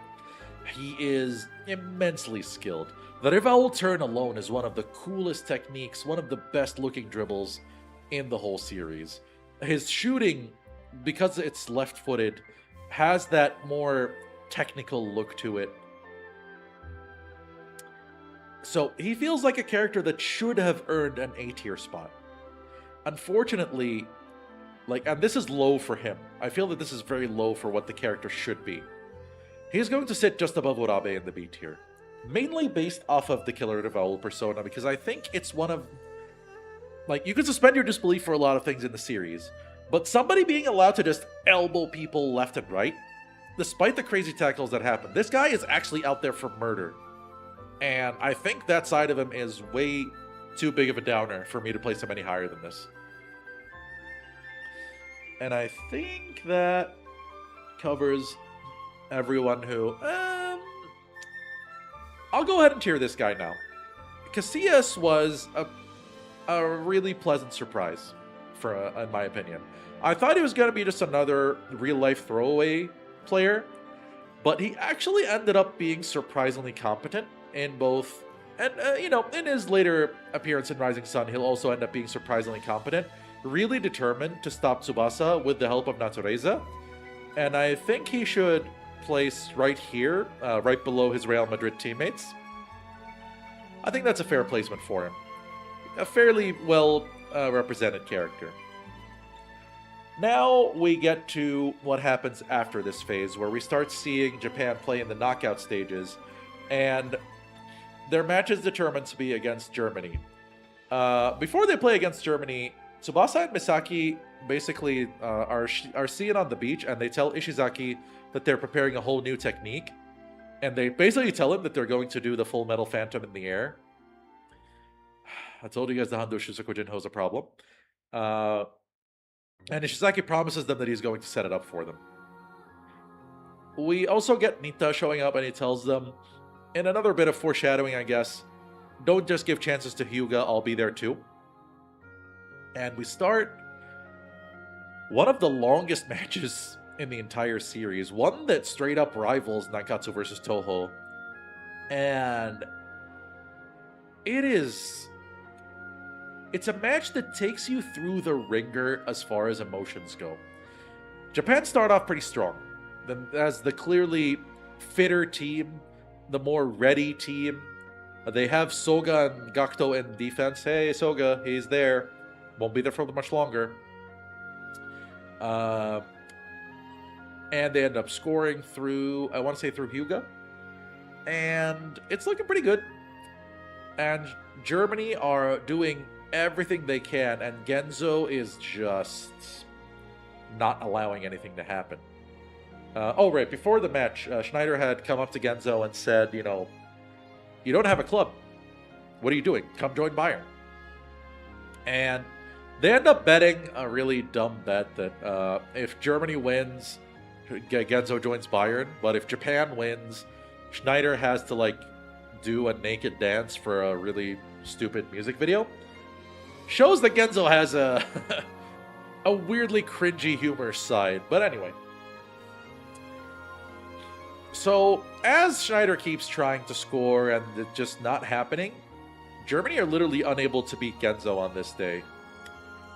And that ends up remaining true as Michael is watching from the stands, and he ends up sensing that a tragedy is going to happen. And as Schneider's trying to shoot, Genzo catches the ball and he slides in a way that makes Schneider's foot scrape across his back, giving him a really big injury that requires suturing and requires him to be taken in an ambulance directly. It is a gruesome scene. It is, like, Takahashi has drawn blood before, but this was brutal. Genzo is immediately substituted. And the thing is, since Ken is already... Ken already gets injured, I believe, while playing up front. No, Ken's playing up front, so they decide to bring on...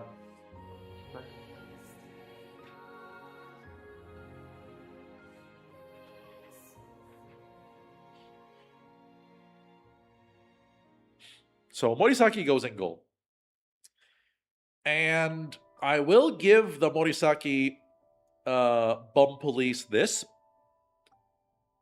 He definitely concedes a lot once he gets in. The real shootout begins here, as Japan and Germany start exchanging goals. Japan abusing the fact that Mueller is injured. But some really cool moments actually happen here.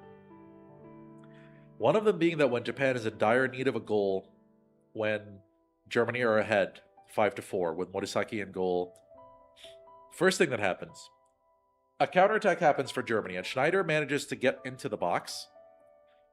Actually, I think it was Chester, that bump. Anyway, Morisaki actually manages to get over there, stop the attack completely by sliding in against the ball in a moment that nobody would have seen coming, and end up starting the counterattack.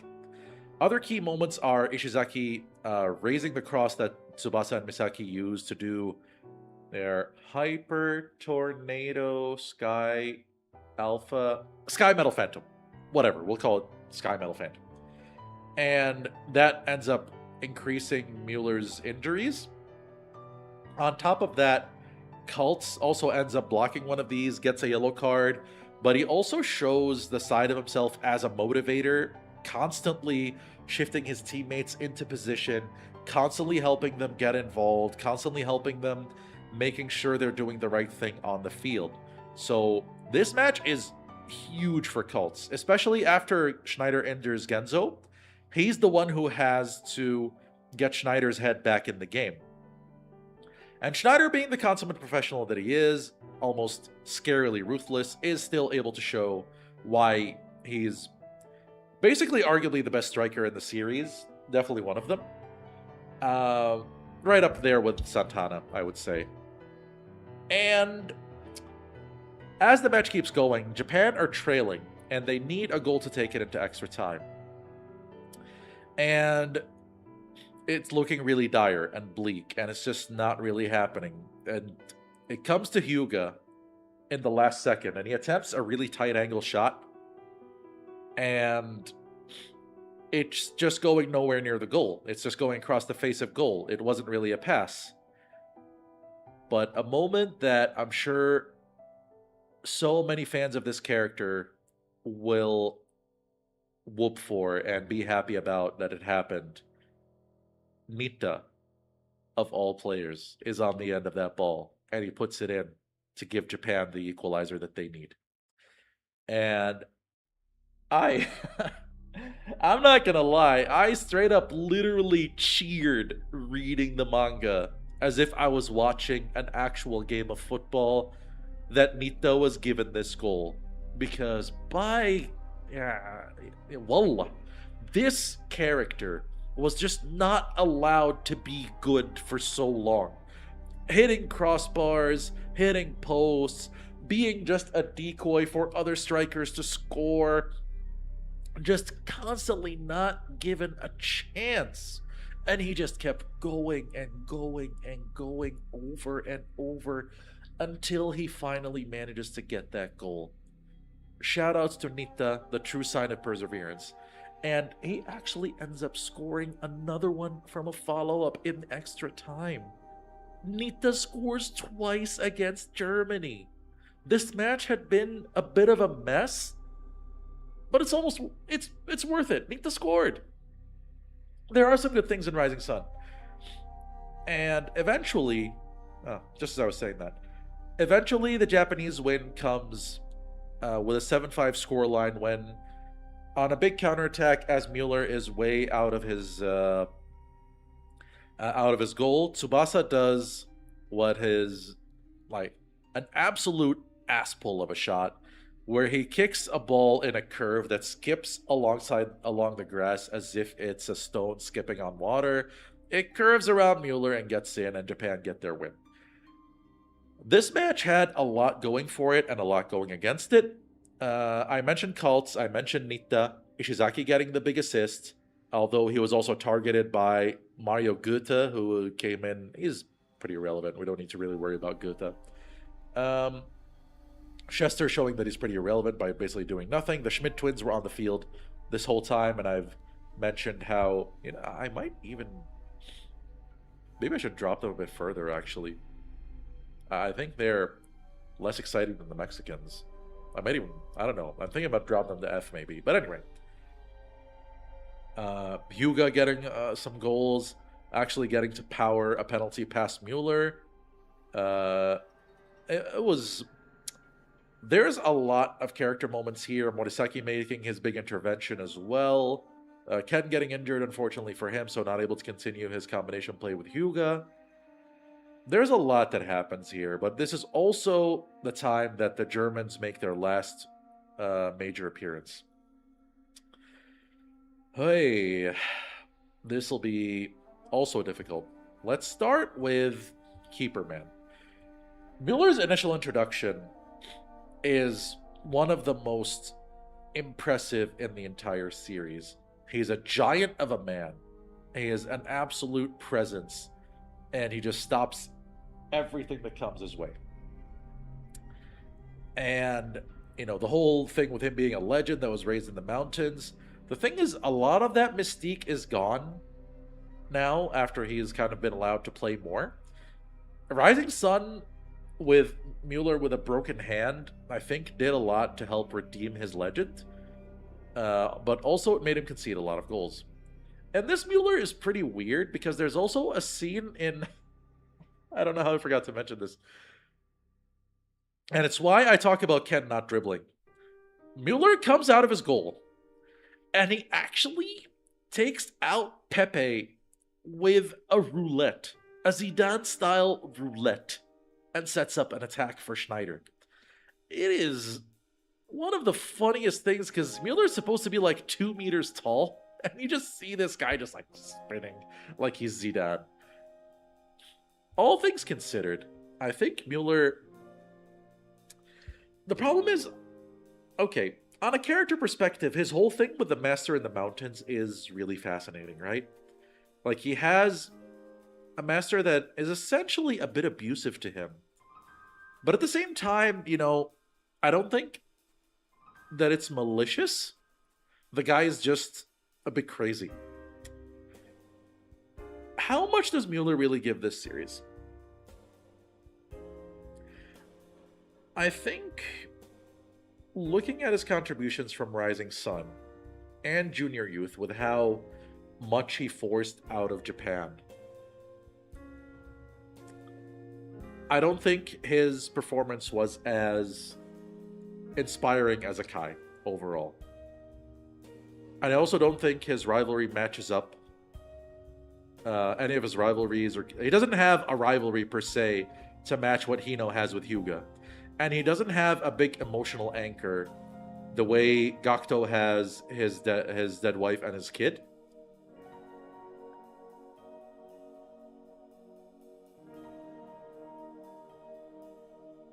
I think he is going to go here overall.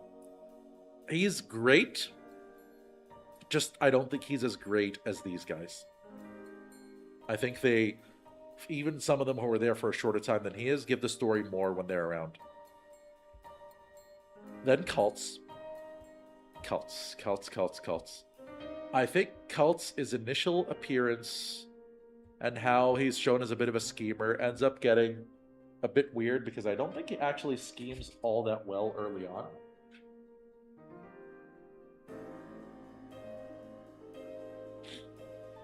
But in the final, he shows his awareness of the midfield and how much he's able to help Germany get back into the match. And it's Road to 2002 and Rising Sun where Cults really comes to the fore as a very big combination of passion and tactics as a leader within the German team. And I think overall, although he's one of my own personal favorite characters, I'll put him here, right above Natureza. That might seem crazy, but I think Cults, in the amount of time that he's given to shine, does so much with it.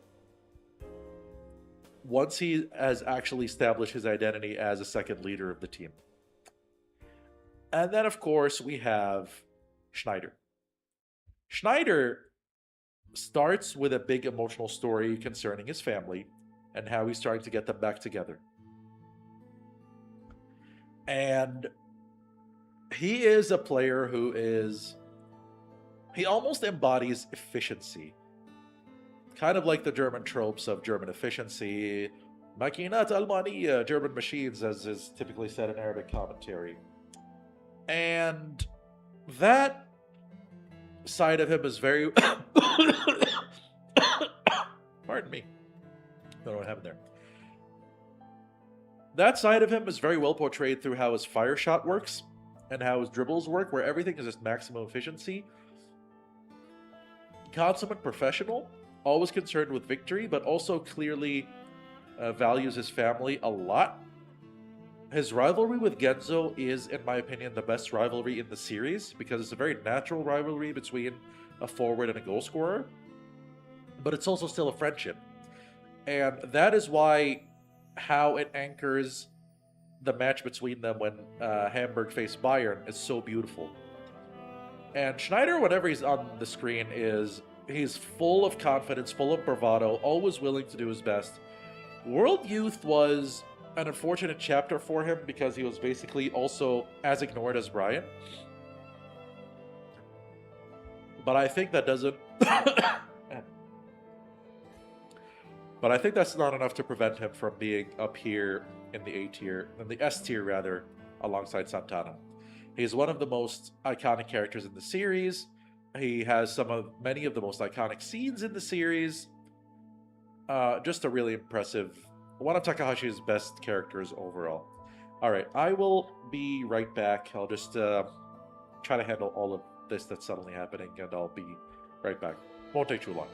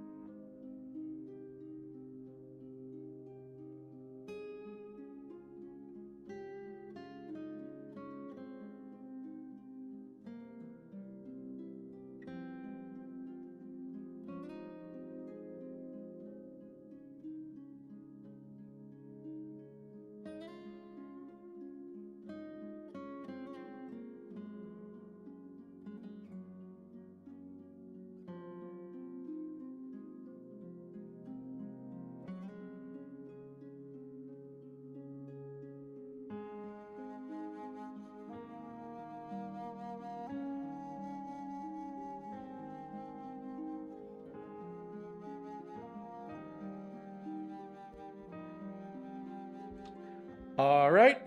Hopefully, I wasn't gone too long here. So,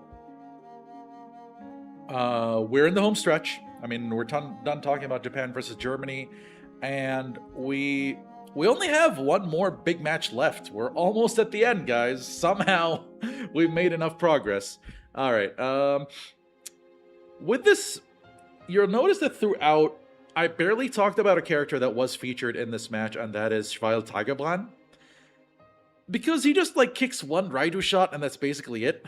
And I almost regret actually giving this character space to be put into the tier list. He'll go right alongside Chester and Margus. It's kind of weird with Germany how their characters are either amazing or awful and nothing in between. This character is also another waste because I think his unique abilities, being kind of this all-action player, could be really good if used well, but unfortunately, that's not what happens. Alright. With all of this established, I also talked about Morisaki's heroics against Germany.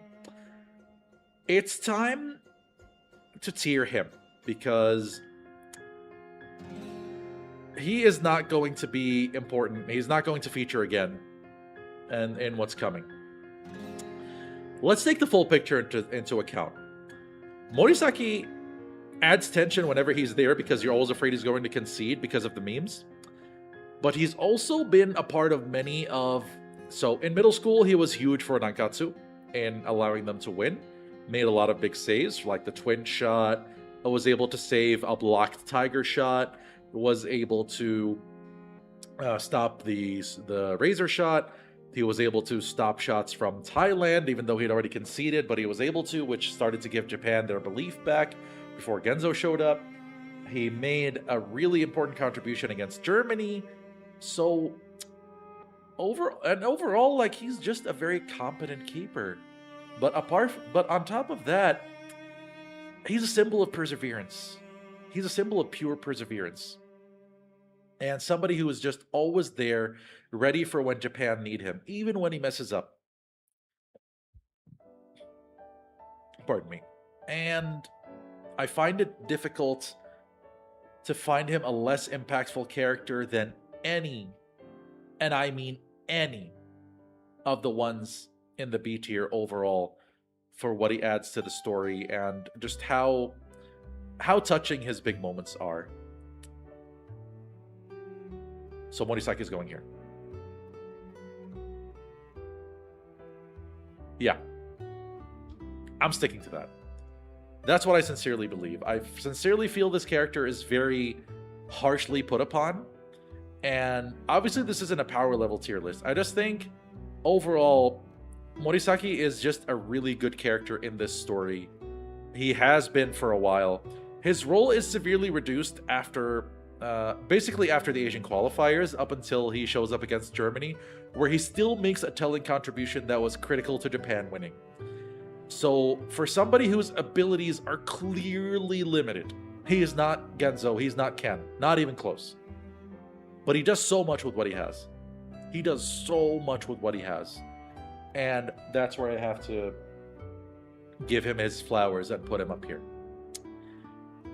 Is there anyone else who loses relevance and won't do much later? There are some characters, like, because Jito came in against Germany after Soga was injured. Yeah, remember Soga? Exactly. And there's an incident, speaking of Germany, that I'm going to talk about in a bit here concerning this guy. And we'll get to it in a minute. But Jito's another character that I feel like I wish he did more. I just wish he really did more. Out of him and Soda, I would argue he gets the better character arc. And he gets to actually show his improvements with big sliding tackles and more agile interventions than he had before. His helping Hyuga with the Raiju shot in World Youth as well. Helping the Tachibanas with the Skylab Twin. And his defensive interventions against Germany in Rising Sun. So, when I look at the characters here, and Jito also being a very fascinating character in the sense that he's just this big, lovable lug, I think I'm going to place him right underneath Mueller here, on the border above Gino. And I think there is enough of a divide between them for Jito to get a higher tier letter placement. The A tier is starting to get a bit crowded, but I mean, look at who's there. Now, I mentioned Misugi, who's not going to get tiered yet. But there's an incident with him, because I am not going to leave my evidence on this character aside. Alright? There's a point in the game where Misugi takes a big hit to right around where his heart is. And it looks to everybody that he might actually be in some deep trouble. That he might actually potentially suffer cardiac arrest. Michael is in the stands watching, and I'll get to his side of the tournament in a minute here. And one of the most infamous scenes in the entire series takes place. He just looks to the heavens. His eyes go completely white. And he's all just like, "Don't take him!" Don't know how to say it in Japanese, but it's not important. He just says this, and all of a sudden, what seemed to be like a whole bunch of angels appear around him and supposedly do some whatever so Misugi doesn't croak in that moment. And I'm sure you've heard of the phrase jumping the shark. See, this series has a lot of dumb things happening. Its star is a boy who at the age of 2 was supposed to be run over by a truck, and that truck ended up hitting the ball that he was holding and bounced him safely wherever he ended up going. So there is a lot of suspension of disbelief. You're supposed to survive. You're supposed to believe that Misaki, after getting his left leg literally run over by a truck, is able to get up and play football again. But I sincerely believe that if there is one moment where we truly jumped the shark in Captain Tsubasa, it was this. This is where I feel things went in a direction that is just like, and there had been a lot happening before that with this character.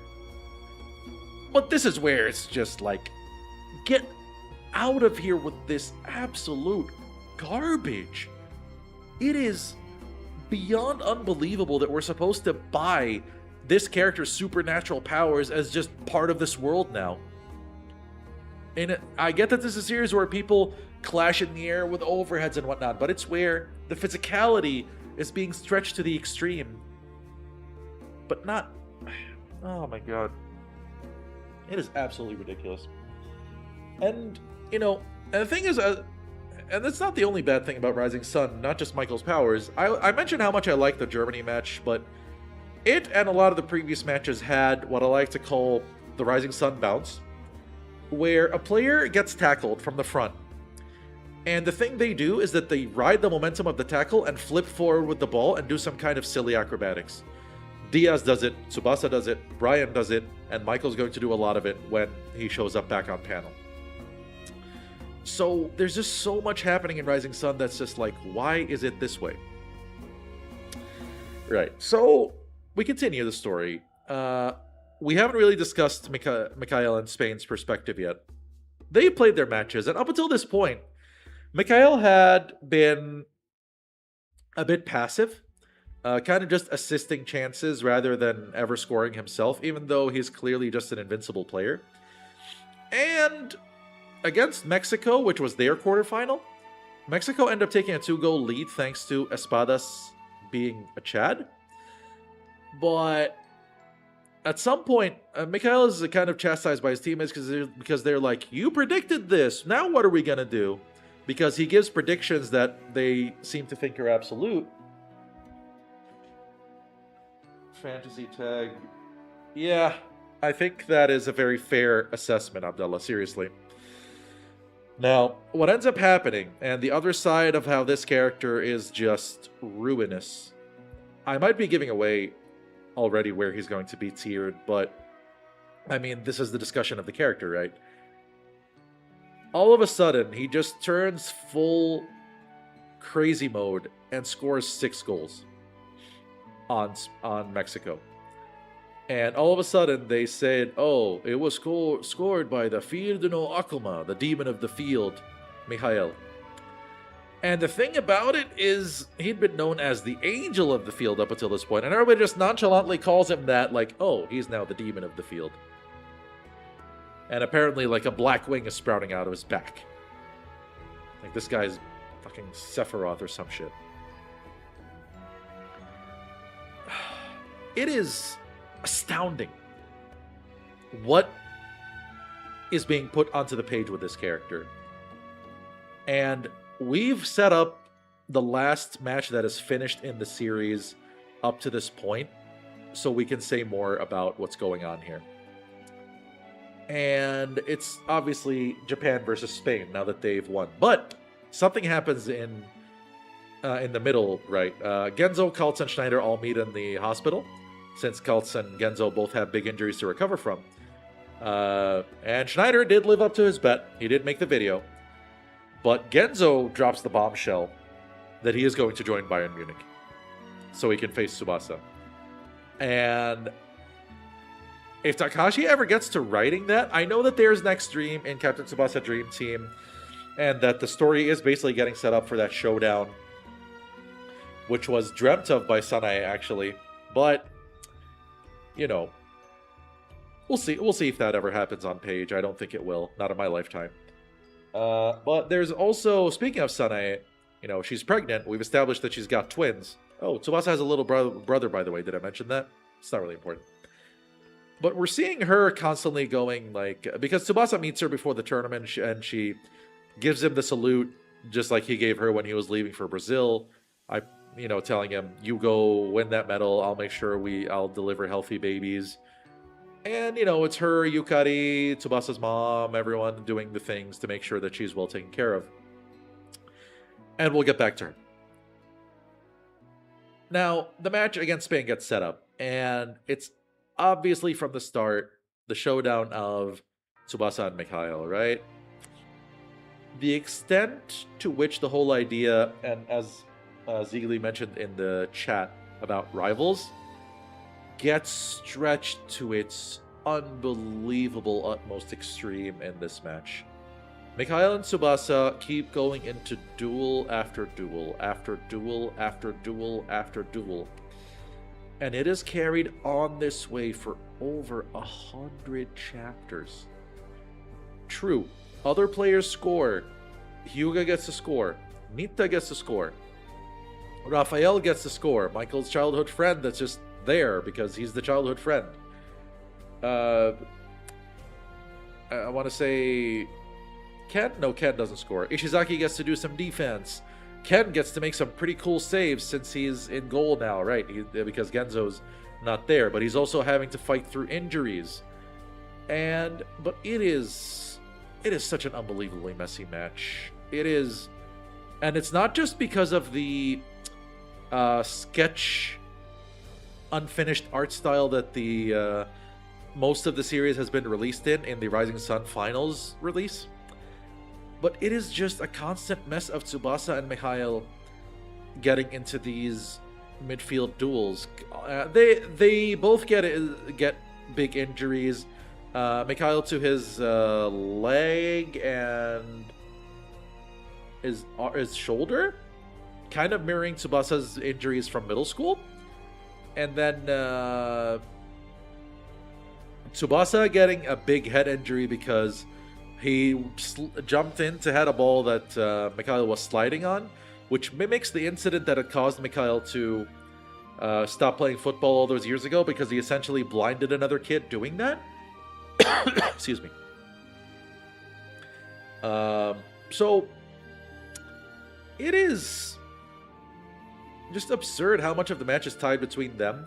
Misugi, Misaki, Hyuga, Nita, and them do give some contributions here and there. Takeshi gets into the field later on, and for some reason he's just a nervous wreck and keeps losing the ball. We literally get like 5 or 6 chapters that are dedicated to Japan trying to start attacks and Takeshi messing them up. And I don't know why everything feels so stretched in this match beyond anything that has happened before. It almost feels like this is the final, and Japan still have to play Brazil after this, who have been waiting in the wings this whole time. So it is just patently absurd. Now, summary is that this reaches extra time. And in extra time, I believe each team scores once. A whole bunch of things happen. Michael does all of his sorts of weird techniques, including a ticking time bomb thing where he spins the ball towards a player, and that player is unable to control it, allowing the attack to go on. Tsubasa eventually steals it, of course, as he steals the segue dribble. And the way Michael is able to do shorthand Hando Shu Sokujinhos, it just gets beyond dumb. So I'll just get to the big finish that, is even more dumb. They reach a penalty shootout, and obviously even the penalty shootout has to go on and on and on with penalties constantly scored. Mikhail literally is brought to the penalty spot on a wheelchair, stands on one leg, and takes the penalty and scores it. That is the level we're reaching with this. Like, am I crazy for thinking this is really bad? And I love this series. I wouldn't have this reaction if I didn't love this series. But I do, and it's what makes this feel awful, because it feels like it disrespects the characters that, even though they're his own creations, he's free to do what he wants. But it feels like it just goes in a really bad direction with a lot of really great characters. And thank you, Abdullah. And that's basically where it goes. Ken, with his injuries, is able to stop a couple of penalties, but unfortunately, Japan aren't able to capitalize, with Ishizaki wasting his opportunity as well. Funny monkey. And eventually, it comes down to Ken's injuries not allowing him to stay in. So, for the next 5 penalties, so it can't be just the next one. For the next 5 penalties, Tsubasa has to step up in Ken's place, because he stood as a goalkeeper once when he was a kid.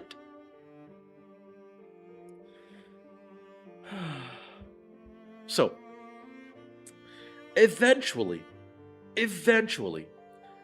Tsubasa saves a penalty from Mikhail, and the match is over. At long last.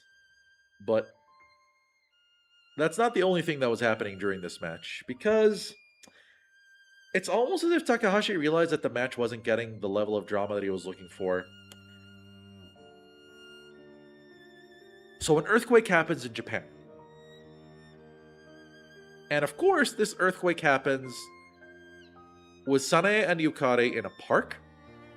And just as Sanae is walking down some stairs. And as contrived as this is, the family man in me was just losing it at this point. Because Sanae was in critical condition, and we kept getting her appearing as an angelic apparition going to watch Tsubasa. Oh man, yeah. And I'd neglected to mention this other goal, and I think it's appropriate that I did, so I can mention it here. Because this whole thing with angelic apparitions was happening throughout the match, because Mikhail had sensed something was happening in Japan to Sanae, and he noticed her above the goal. Before that, he had scored a goal where he'd taken a shot. I think it was actually his first penalty, or no, it was one of his other goals. It doesn't matter. It hits the crossbar, hits the post, and starts trickling along the line. Clearly not going to go through. The ghost of Bishop Juanito, these are the words I'm using right now.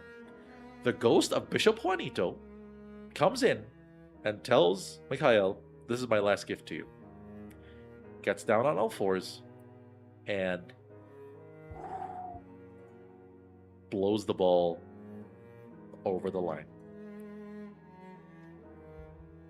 To cause what is, by some distance, the stupidest goal scored in Captain Tsubasa history.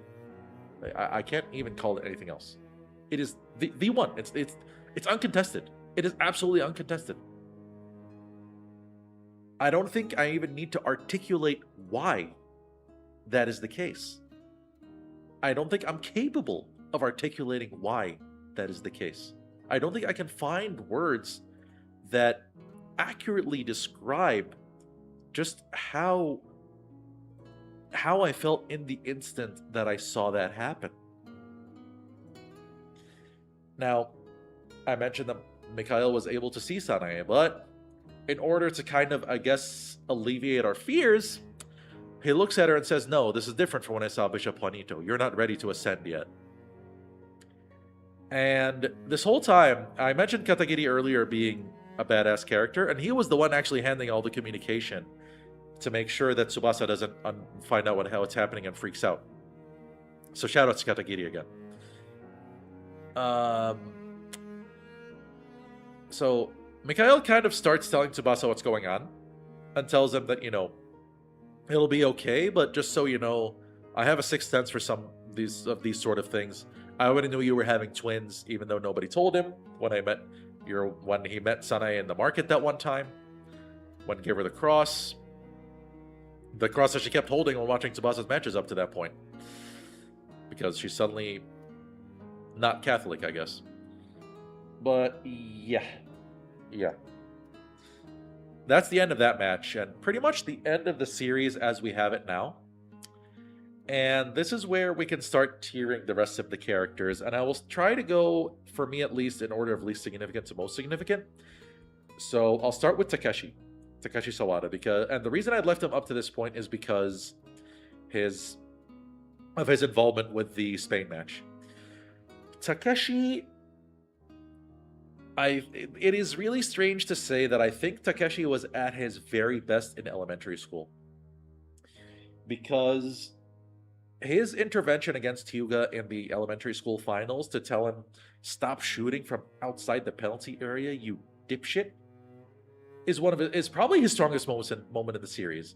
Although a lot of his moments in middle school are not, maybe not as good, but still pretty good. Oh, dealt with this already. Anyway.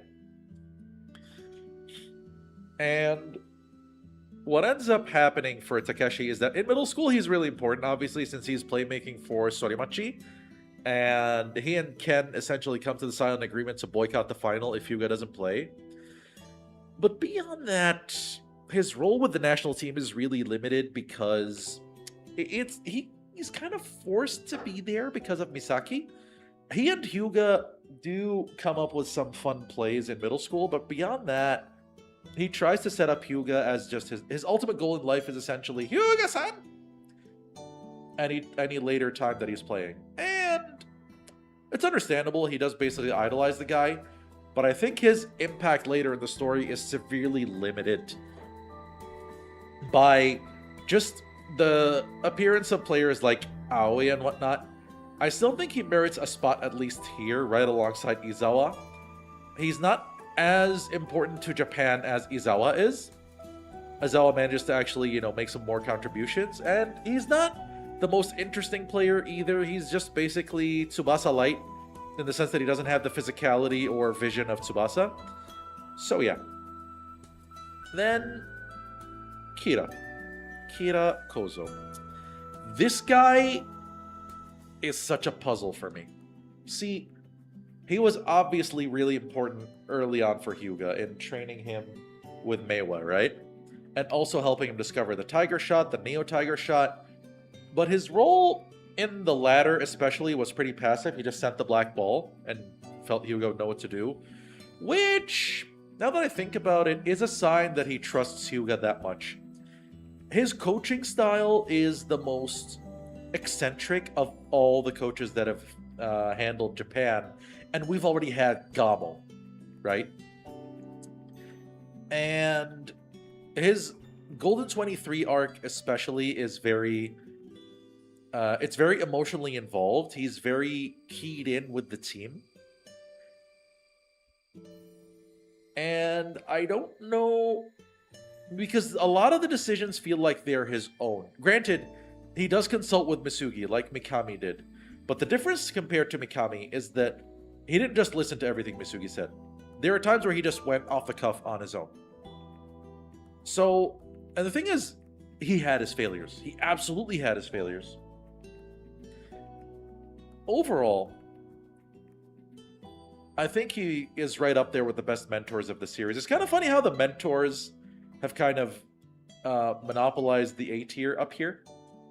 It wasn't an intentional, trust me, but it has happened that way. So I think he's up there because he's a character with a lot of longevity. His involvement with Hyuga is big. I think he just barely misses. Does he really barely miss the level of influence Roberto has? I think he actually gets it in his own way. This is tough. You know what, Kira?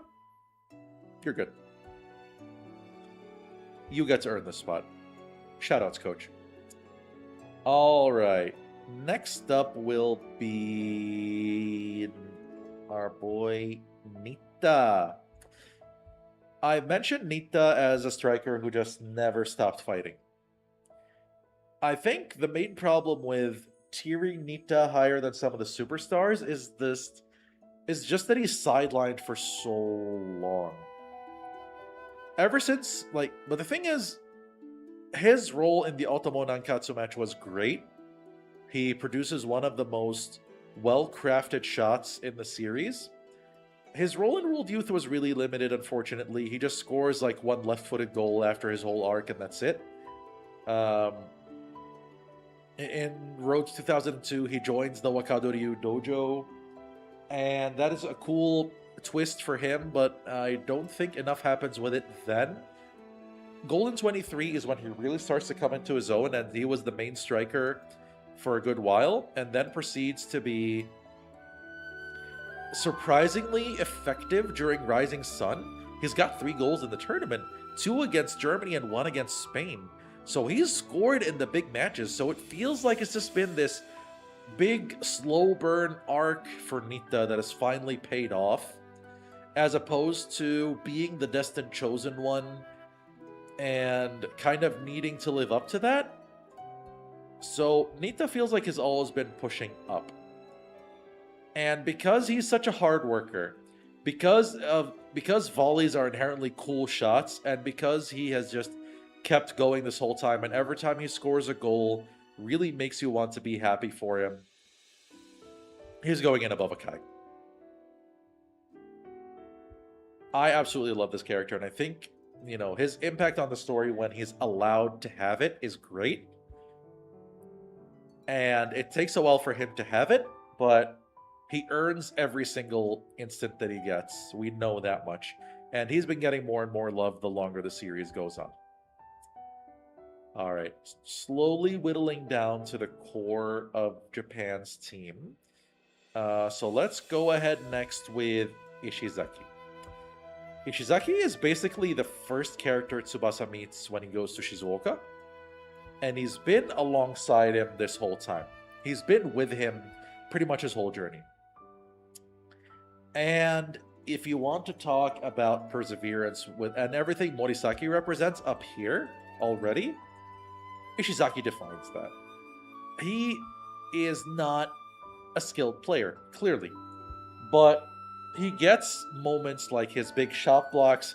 In middle school, he was an absolute clutch center of performances. Like, he just kept coming up with clutch play over and over in many different matches. In the bigger tournaments, he tends to essentially get reduced to big face blocks, but those are still big plays. He's also a big motivator for the team. In Rising Sun, he actually gets to do a heel lift. Obviously, it has to land on his face, but he does it in order to finally set up the Sky Metal Phantom. And he's just such a lovable character, man. Like, he keeps winning. Like, he's just A character that keeps winning despite how much shit gets talked towards him. He stays as a key member of the Japan team. He motivates players when they're down. I mean, Nita, before he scored his double against Germany, Ishizaki was the one who kept his head in the game. And his ability to deal with things on the field is really good. Like, this guy, when he taunted Hyuga to make him shoot from outside the box, I mean, come on. Ishizaki is just a gem. Like, he's a character that the story would not be the same without. For better or worse, for all of his successes and failures. And it's why I think he merits a place in the S tier. Moving on to... Let's see, because the rest is essentially the core of Team Japan. So I'm going to deal with the Spaniards now. I'll start with Rafael. He's supposed to be this big partner to Mikhail. I guess he can go right alongside Yumikura here. He's just a perfectly functional player, not much to him. Is it a surprise where I'm going to put this guy with everything you've heard so far? He has a sad backstory, I'll give him that, and a surprisingly intriguing one. His techniques can look cool, but a lot of them are also just absolutely ridiculous. He literally has supernatural powers that ruin so many moments by just existing.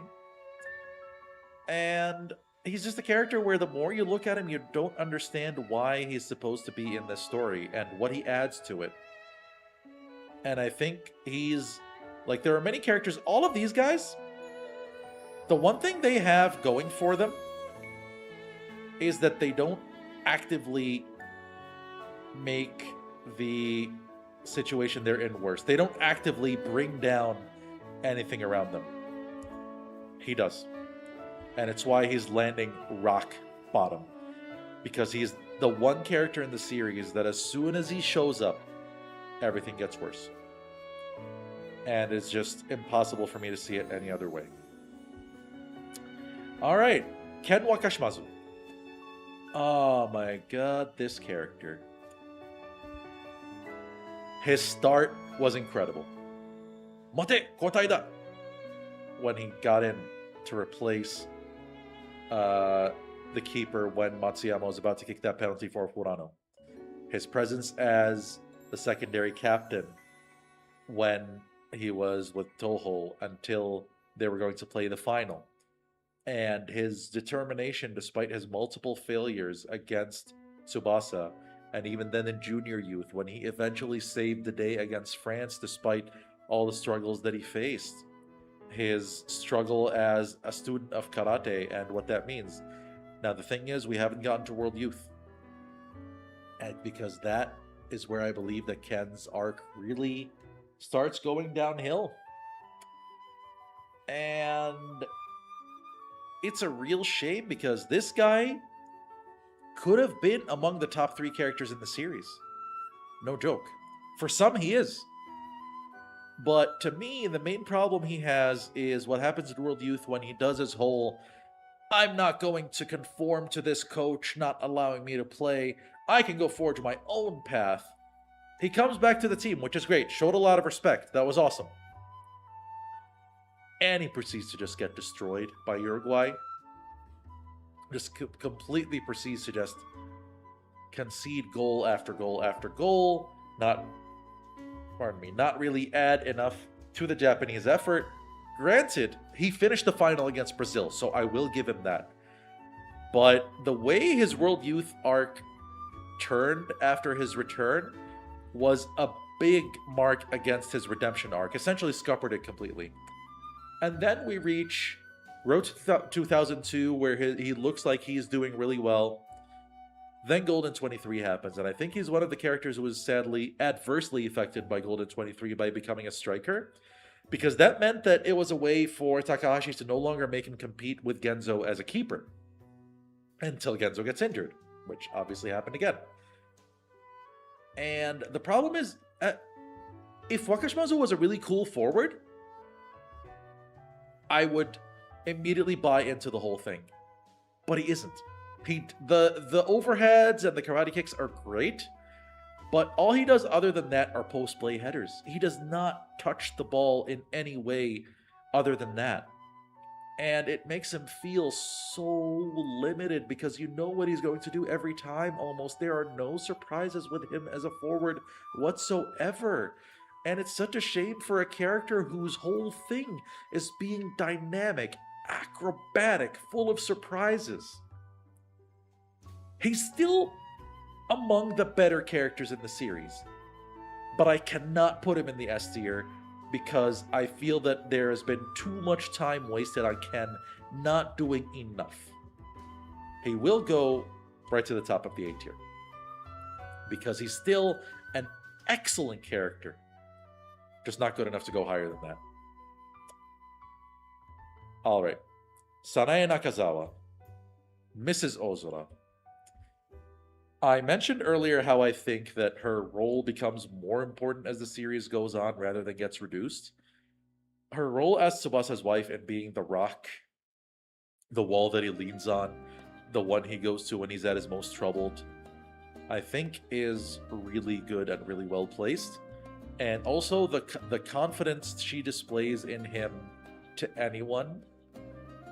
This is the kind of support that matters to someone trying to succeed in the kind of life Tsubasa is trying to do. The thing is, in the end, she's not a player. She's not somebody who's out there on the field. Neither are many of these, but she still adds a lot to the story. And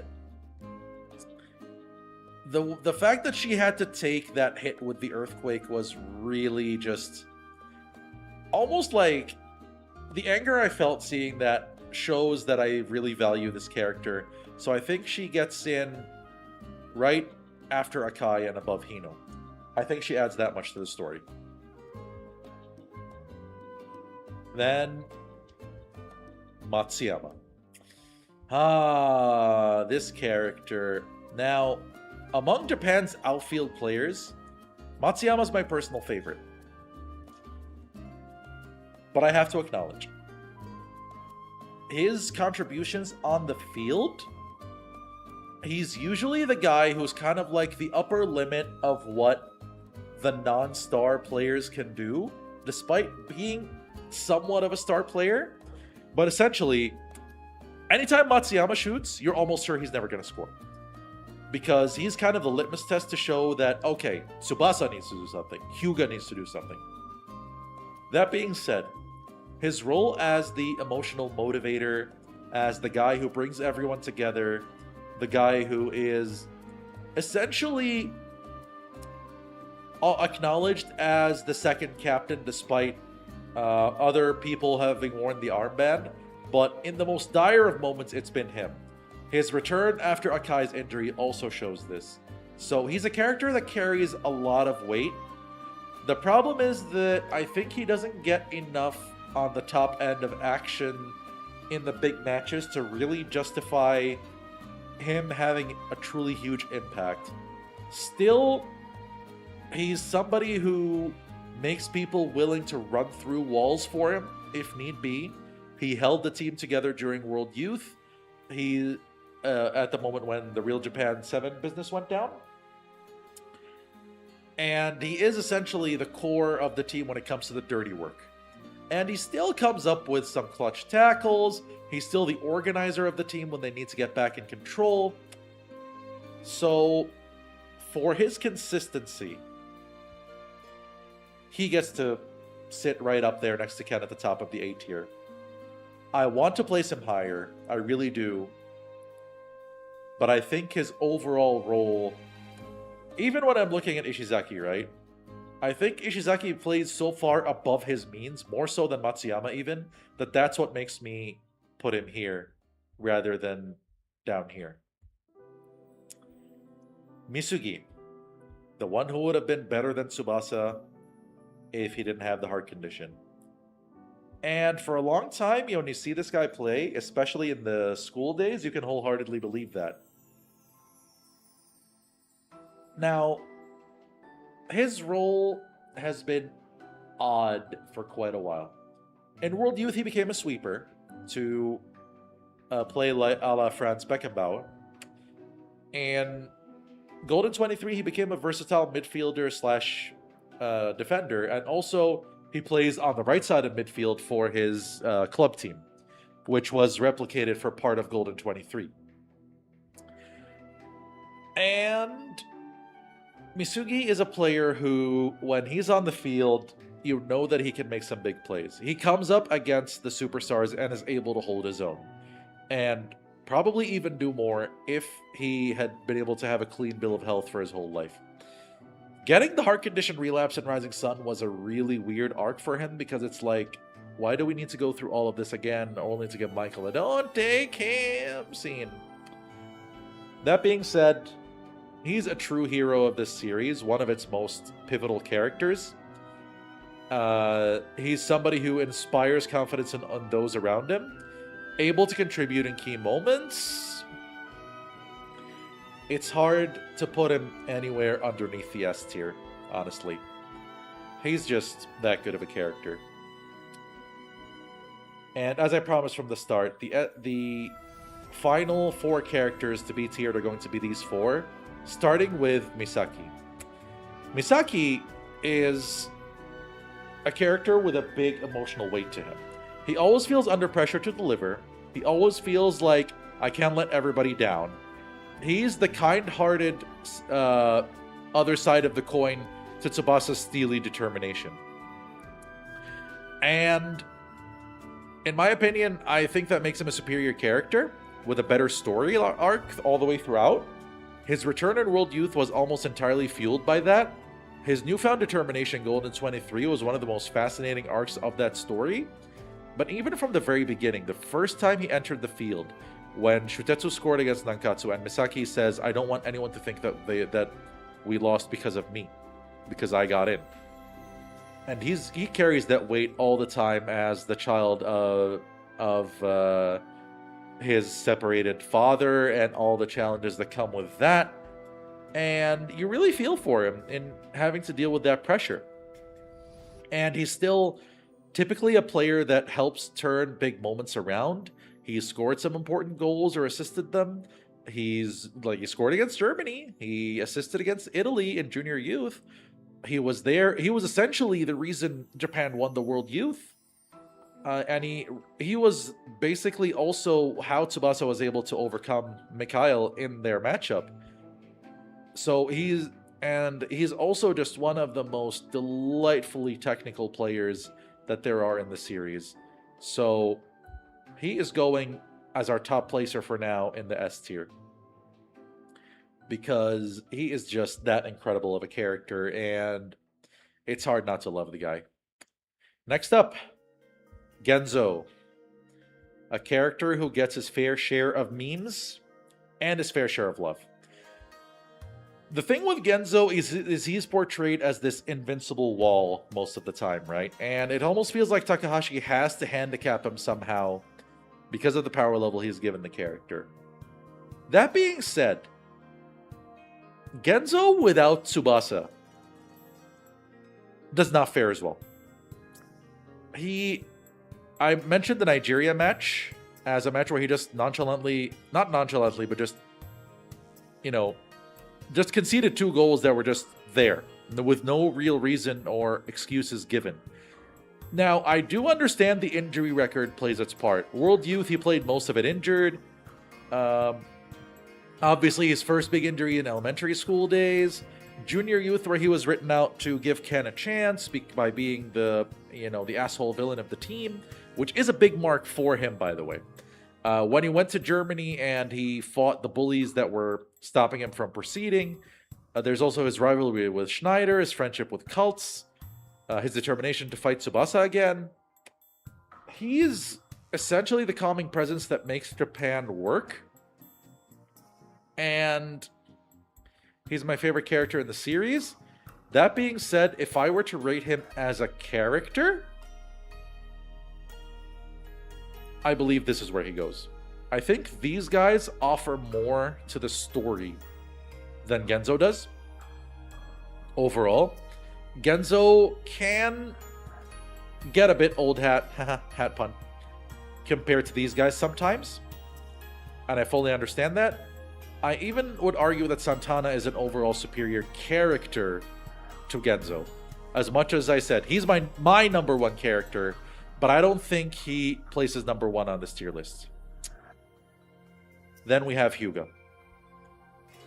Hyuga goes through so many ups and downs in this story. Losing his dad, being with Meiwa and working odd jobs, all of his contests with Tsubasa, the Toho arcs where he had to essentially accept sharing the championship with a half-fit Tsubasa. Going through all the international tournaments as someone who is clearly not the best striker in any of those tournaments, but is still determined to do his best. And I think his Italian arc especially is Takahashi's best character work in the whole series. The way he has to deal with getting kicked off of the Juventus first team, getting to work on his balance all over again, all of that. And I'm going to say it outright. Hyuga is this series' number one best written character, the character with the best story, the one who goes through the most development, and the one who is still the most interesting to see go through all of that development, because he's also a bit of a live wire, an unpredictable character in how well he responds to adversity. Now, he's stabilized recently, and Akamine has probably played a big role in that, giving him, somebody to bounce ideas off of. But it's just fascinating how much Hyuga is just that guy in the story. And shoutouts to him. Like I said, I might have spoiled where Tsubasa's not going now, since he's finally about to get tiered. But it is what it is. Hyuga is the number one character that's going to rank on this tier list. Now we reach our protagonists. Our primary protagonist, Tsubasa Ozora. Now, this character's gotten a lot of dislike recently for what he does in terms of him becoming way too predictable. I reread the manga in an effort to be as fair about this as I can. There are a lot of marks for him. He has a very cheerful outlook, so he's easy to like in that sense. He is a big leader of his Japanese teammates. He is, he does so much so well that it's believable that his teammates would follow him and see in him the one that can make everything happen right. On the flip side, and I think this is a more recent phenomenon. It had its inklings earlier, but I think the dislike for it in the earlier series is more retrospective to what he became, especially in the La Liga and Rising Sun arcs. Because before that, while there was the whole thing where he even made a joke about it in, I think, 2002, where he says, "Oh, there's this thing. Whatever I see, I seal because I am the Sakakozo." And he does still mimic a lot of techniques early on. But because of his ability to do the heel lift, for example, it's not too far-fetched for him to be able to do the Santana turn. Because of him being able to do the drive shot, the Skywing doesn't feel too far-fetched. But in World Youth, we also get the Skydive, which is... I've said everything I have to say about that technique and how dumb it is. The way he's become just this magnet of techniques from other players and just constantly where everything has to revolve around him in a match. Especially, like, in a lot of prior matches, it was more permissible. And his teammates got to do a lot more. Up to, I would argue, World Youth. Road to 2002, even his Barcelona teammates got to be involved. But it was after that where things started to go a lot downhill. And that's still talking about, what, over 10 years of publication? With, surprisingly low amount of story happening in that time. during it. But his whole copying thing has really gotten out of hand, and it's reduced his likability by a lot. But he's still the same character who kicked his teammates back into gear in middle school. He's still the same character who in Roach 2002 discovered himself all over again to be able to play as a professional and dealt with that adversity in a way that, while it was still Tsubasa not losing, it had a more compelling arc going forward. And at least you felt like you were watching something that had... And up until the moment where he was almost substituted against Real Madrid, things did not feel like they were going straightforwardly for him. So, this is the thing. When Tsubasa's good, he's really good. He's excellent. And when he's bad, he's really bad. But not nearly as bad as this guy. And because of how much he still gives the series, I'm hesitating because I'm going back and forth constantly in where I see him. Because if you ask me, do you think Tsubasa's a worse character than Natureza? Like, I think that's not an easy question to answer. Because I think Natureza has a lot of his own problems, despite being a great character in his own right. Is he better or worse than Cults, right? So, and is he a better character or worse than all the ones in the S tier? I think because his development stagnated by Roach 2002, that I can't in good conscience put him above... I can't put him in S tier. He doesn't get there. At the same time, it's his story. So I can't in good conscience put him with any of these guys. Because some of these guys don't matter to the story anymore, or they've mattered very little. And I don't think it's a fair assessment on Tsubasa if I'm thinking of his impact on the story. So, overall,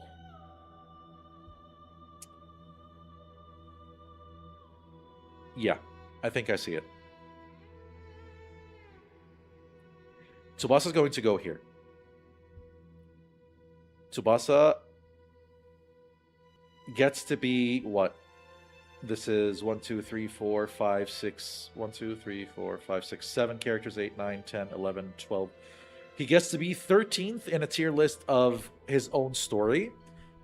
I think because of his impact and inspiration to a lot of other players, including Aoi, and he's essentially bested Diaz twice. And not just by raw skill, but by determination and by digging deep against a technically superior player. He does... The marriage to Sanae brought out a very caring side of him that we don't always get to see. And I'm sorry if it's not the big bombshell of just putting Tsubasa down at the bottom that many people would have said, because this is supposed to be amalgamating his impact across the whole series and not just talking about what he is now. If this is just what he is today, he probably would have been somewhere around here. And that tells you just how good I believe the character was in a lot of the arcs, basically all the way through Roach 2002, leaving aside some of the dumb stuff in World Youth. So let's go ahead and take this just to revise it again. So S tier is Hyuga, Misaki, Schneider, Misugi. I think Misugi should go above Schneider. And so should Ishizaki. Yeah, I think that feels fair. Schneider, Santana, and Genzo.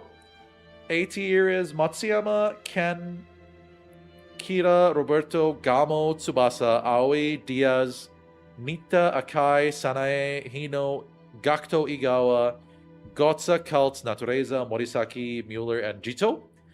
B tier is Gino, Pierre, Katagiri, Rivaul, Urabe, Espadas, Loreran, Soda, Shoshunko, Victorino, Izawa, Takeshi, and Gordoba Gonzalez. C tier is Pepe, Bulbang, Levin, Kitazume, the Tachibanas, Taki, Napoleon, Takasugi. I think Hayato should go above Takasugi. Probably Brian as well. Brian, Takasugi, Bunnark, Radunga, Sorimachi, Roberto Carlos, Blueno, Casillas, Leo, Ochado, and Turam. D tier is Ishizaki higher than Tsubasa.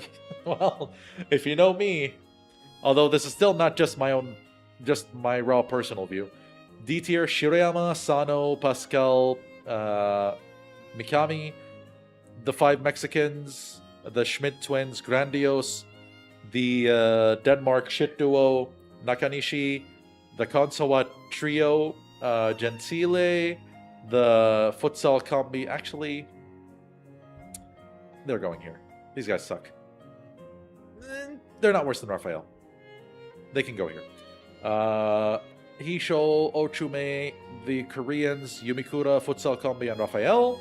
And F tier is Ksugi, Chester, Salinas, Tiger Brand, Margus, the Holland total football squad that do totally nothing, Vulcan, and Mikhail. And that is it. Konsa, what indeed? Konsa, what? How did we get through this? I have no idea. Man, I'm exhausted. I did not think I would actually finish this in just 2 sittings, but here we are.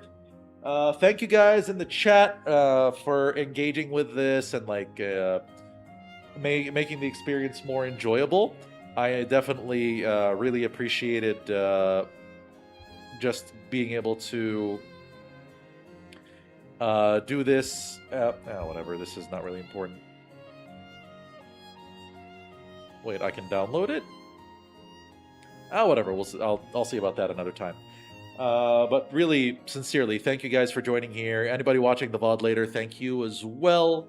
I'm really glad I got through this. This has been a departure for the stream. I've usually been just playing games and talking over them, which allows me a lot more rest time while I'm talking. But yeah, this has been pretty fun. I got to talk about a series I really love.